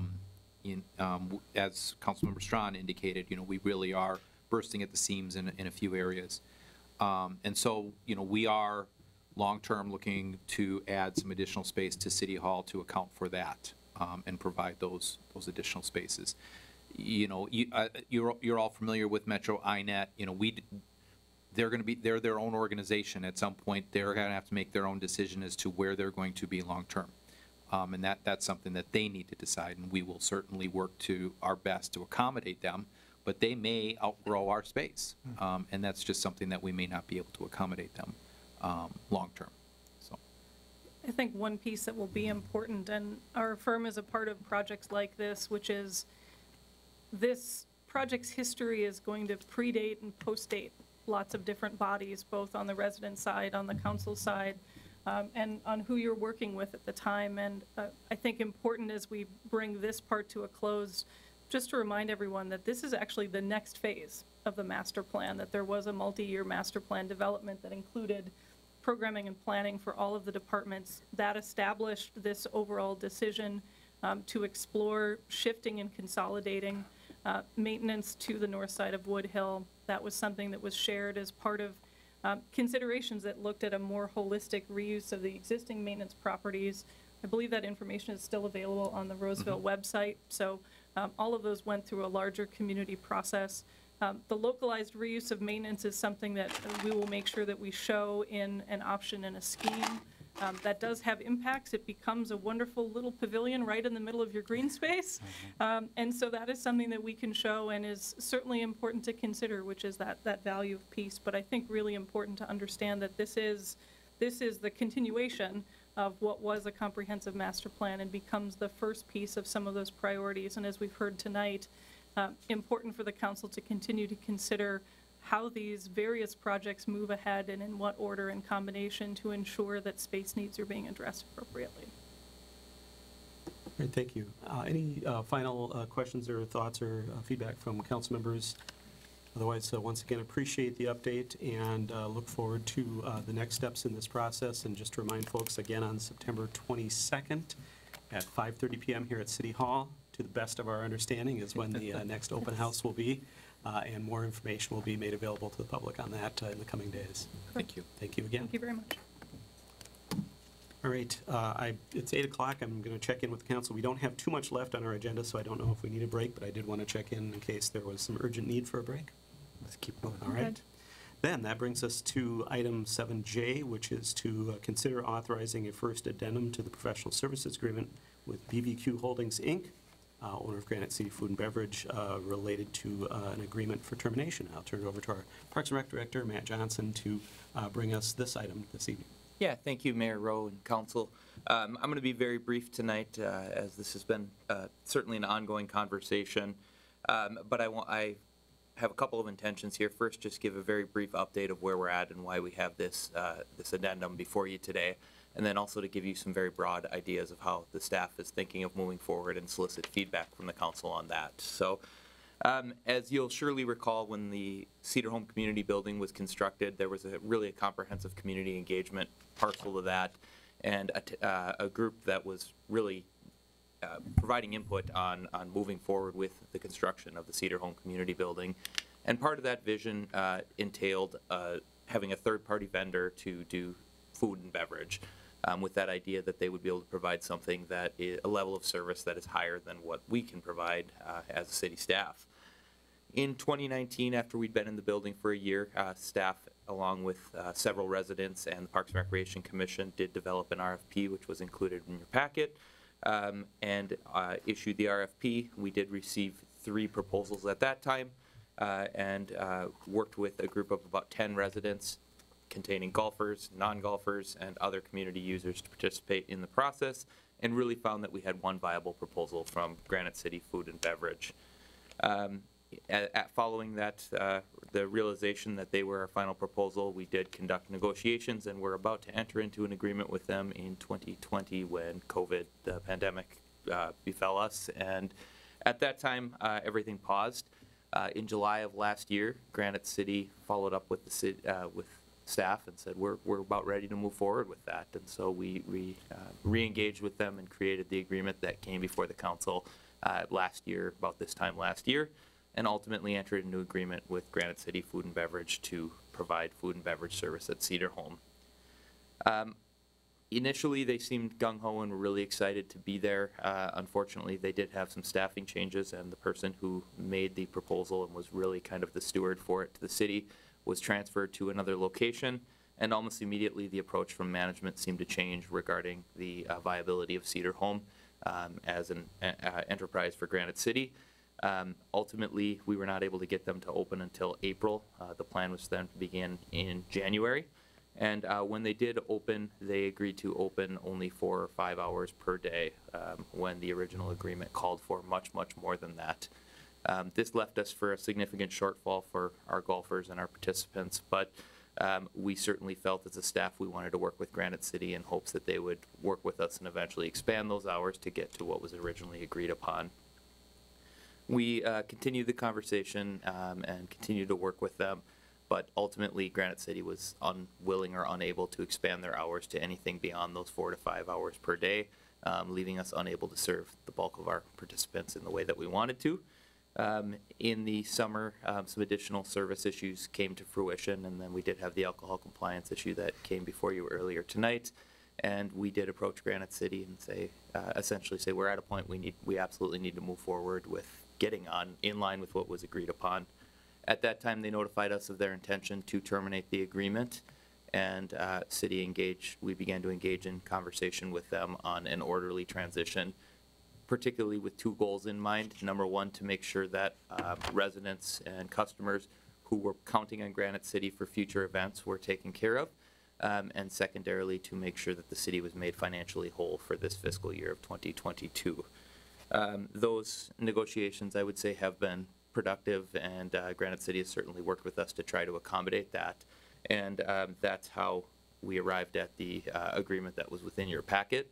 That does state that Granite City will terminate regular operations, meaning the daily service beginning this Friday at Cedar Home, and will honor all of the agreements, all of the currently in place reservations, which gets us up through the end of the year. And then they will also honor their financial commitment through 2022, again, making the city whole in that regard. From there, when Granite City does leave, so the first piece we're seeking is obviously a motion of acceptance of that addendum to the agreement. As we move forward, certainly as a city, this is going to be challenging as we run through our fall here. We will plan to serve, some grab-and-go items. We are currently mobilizing and hiring to make sure that we can have a trained staff to be able to sell beer and wine. However, as you saw earlier tonight, we want to be exceedingly careful. We have a number of staff that are not 18. The bulk of our staff is not 18, so we're not currently able to sell. And obviously, everyone will go through the certified training program before we are selling any beer and wine. So we're in the process of mobilizing for that and getting online for food. And that's sort of our way to get through the year on a day-to-day basis. Additionally, again, planning for Granite City to handle the larger already planned events as well. In the long run, we initially had thought of, sort of our options as we look forward, and after receiving some feedback and talking it over with staff, we do feel it could be appropriate to issue another RFP that is somewhat similar to what was issued in 2019, but obviously we've learned some things from this experience. And so certainly our feeling is that if we move in the next couple of weeks in putting together an RFP, potentially bring it to the Parks and Recreation Commission in October, we could have that issued sometime in mid to late October and still plausibly have somebody in place if we do have a proposal that seems like it would be beneficial by the spring. I think we would do that with eyes wide open, again, having learned from this experience that if we don't receive any proposals that we feel are really going to benefit the city or really a win-win situation, we would move forward with offering food and beverage service to the way that we're able to as a city, using predominantly our seasonal staff. So with that, again, I wanted to just update you of where we're at in the process. I had a lot of information included in your packet, and I certainly would entertain any questions that you might have. All right, questions from the council for staff? And as far as we understand, the agreement for termination is mutually agreeable between the city and Granite City representatives? Correct, yes, absolutely. Beyond that, I don't know that I've got any questions at this point. Council? No. Is there anyone from the public who wishes to speak to this item this evening? Either here in the chambers, or if you're participating online, if we still have any online participants? We don't, okay. That will make it easier. All right, then if we don't have anybody from the public to speak to this item, we have the request before us to authorize entering into the amendment, which is essentially termination of the agreement and the terms of termination with the folks who are responsible for Granite City, as outlined in the packet. Council, do we have a motion? So moved. Second. All right, it's been moved by Councilmember Strawn, seconded by Councilmember Etten, to authorize entering into that amendment to the agreement as outlined. I guess maybe it actually is two amendments, Amendment 1 and Amendment 2 specifically. But anyway, that is the motion. Discussion on the motion. Maker of the motion, Councilmember Strawn. I thank you for your very thorough detail of the whole situation, and I thank you for coming to this solution, which seems mutually agreed upon. And I think there's a lot of opportunities that we could maybe put out the RFP and see what we get. We have a lot of small businesses in the town. Maybe we can look at things a little different in the future, but for right now, I think this seems like the best plan moving forward. Seconder of the motion, Councilmember Etten. I would agree this makes sense, but I want to say that I continue to think it's a good idea for us to find a way to serve our residents as per the visions that were put forward as this building was created, so it is a community facility. Any other discussion on the motion? I think the only thing I would add is that exactly right to be using the lessons learned through this process, both from the city's perspective, but also from the perspective of the ability to do the business, that we've certainly probably gained from the input from Granite City in the process.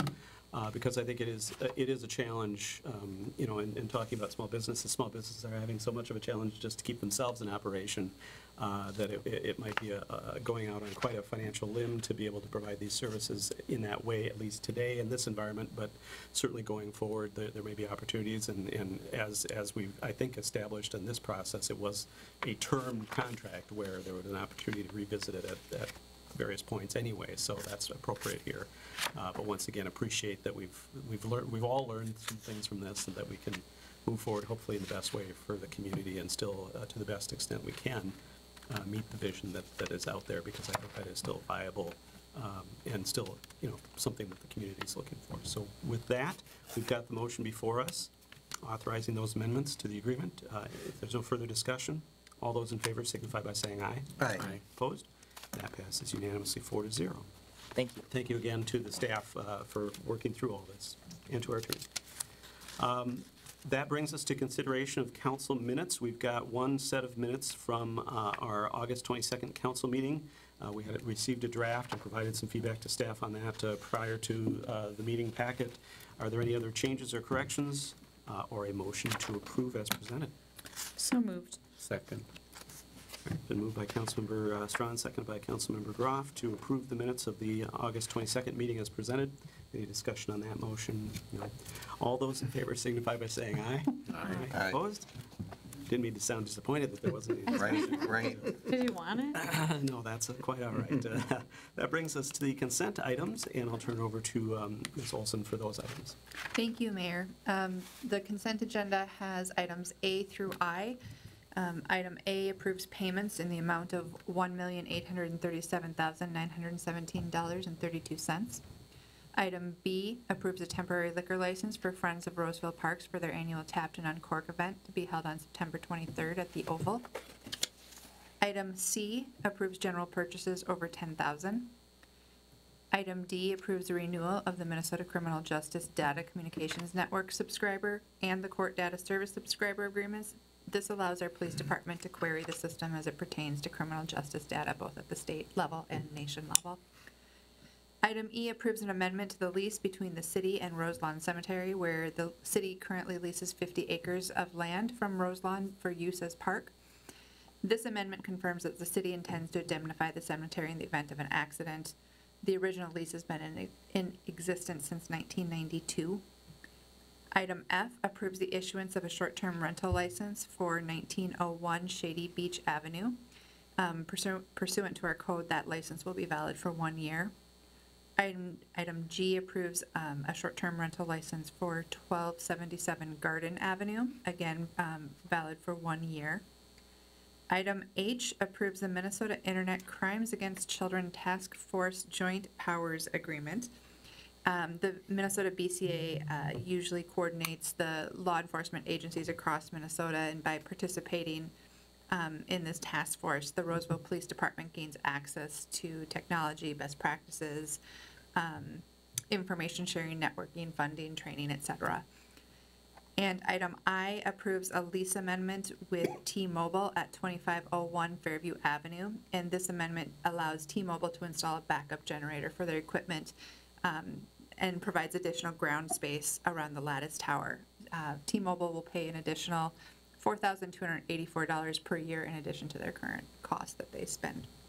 And that is the consent agenda. All right, thank you, Ms. Olson. Is there a motion to approve the consent items? So moved. Second. Been moved by Councilmember Groff, seconded by Councilmember Strawn. Discussion on the motion? Hearing none, all those in favor signify by saying aye. Aye. Opposed? That passes unanimously 4-0. That brings us then to future agenda review, communications, reports, announcements, and I'll turn it over once again to Ms. Olson to review our upcoming agendas. Thank you, Mayor, council members. As you know, tomorrow night is a special meeting for commission interviews being held at Cedar Home. The agenda and applications have been sent to you. I believe we had one addition that you should receive today, and if we have any others, we'll send those out tomorrow. The next meeting is September 19th, and we have a EDA meeting that evening where you'll discuss the EDA budget for 2023. In addition, we'll have an item, a resolution of support for the some environmental cleanup grants, and this is on the PIC property. September 19th, City Council meeting, you'll receive the Finance Commission budget recommendations. This will also be the evening where you appoint commissioners to various, appoint applicants to various commissions. I'm struggling, I apologize. And then there is a brief policy amendment for our capital investment policy, which updates some definitions and brings in line some different changes at the purchasing level for investments.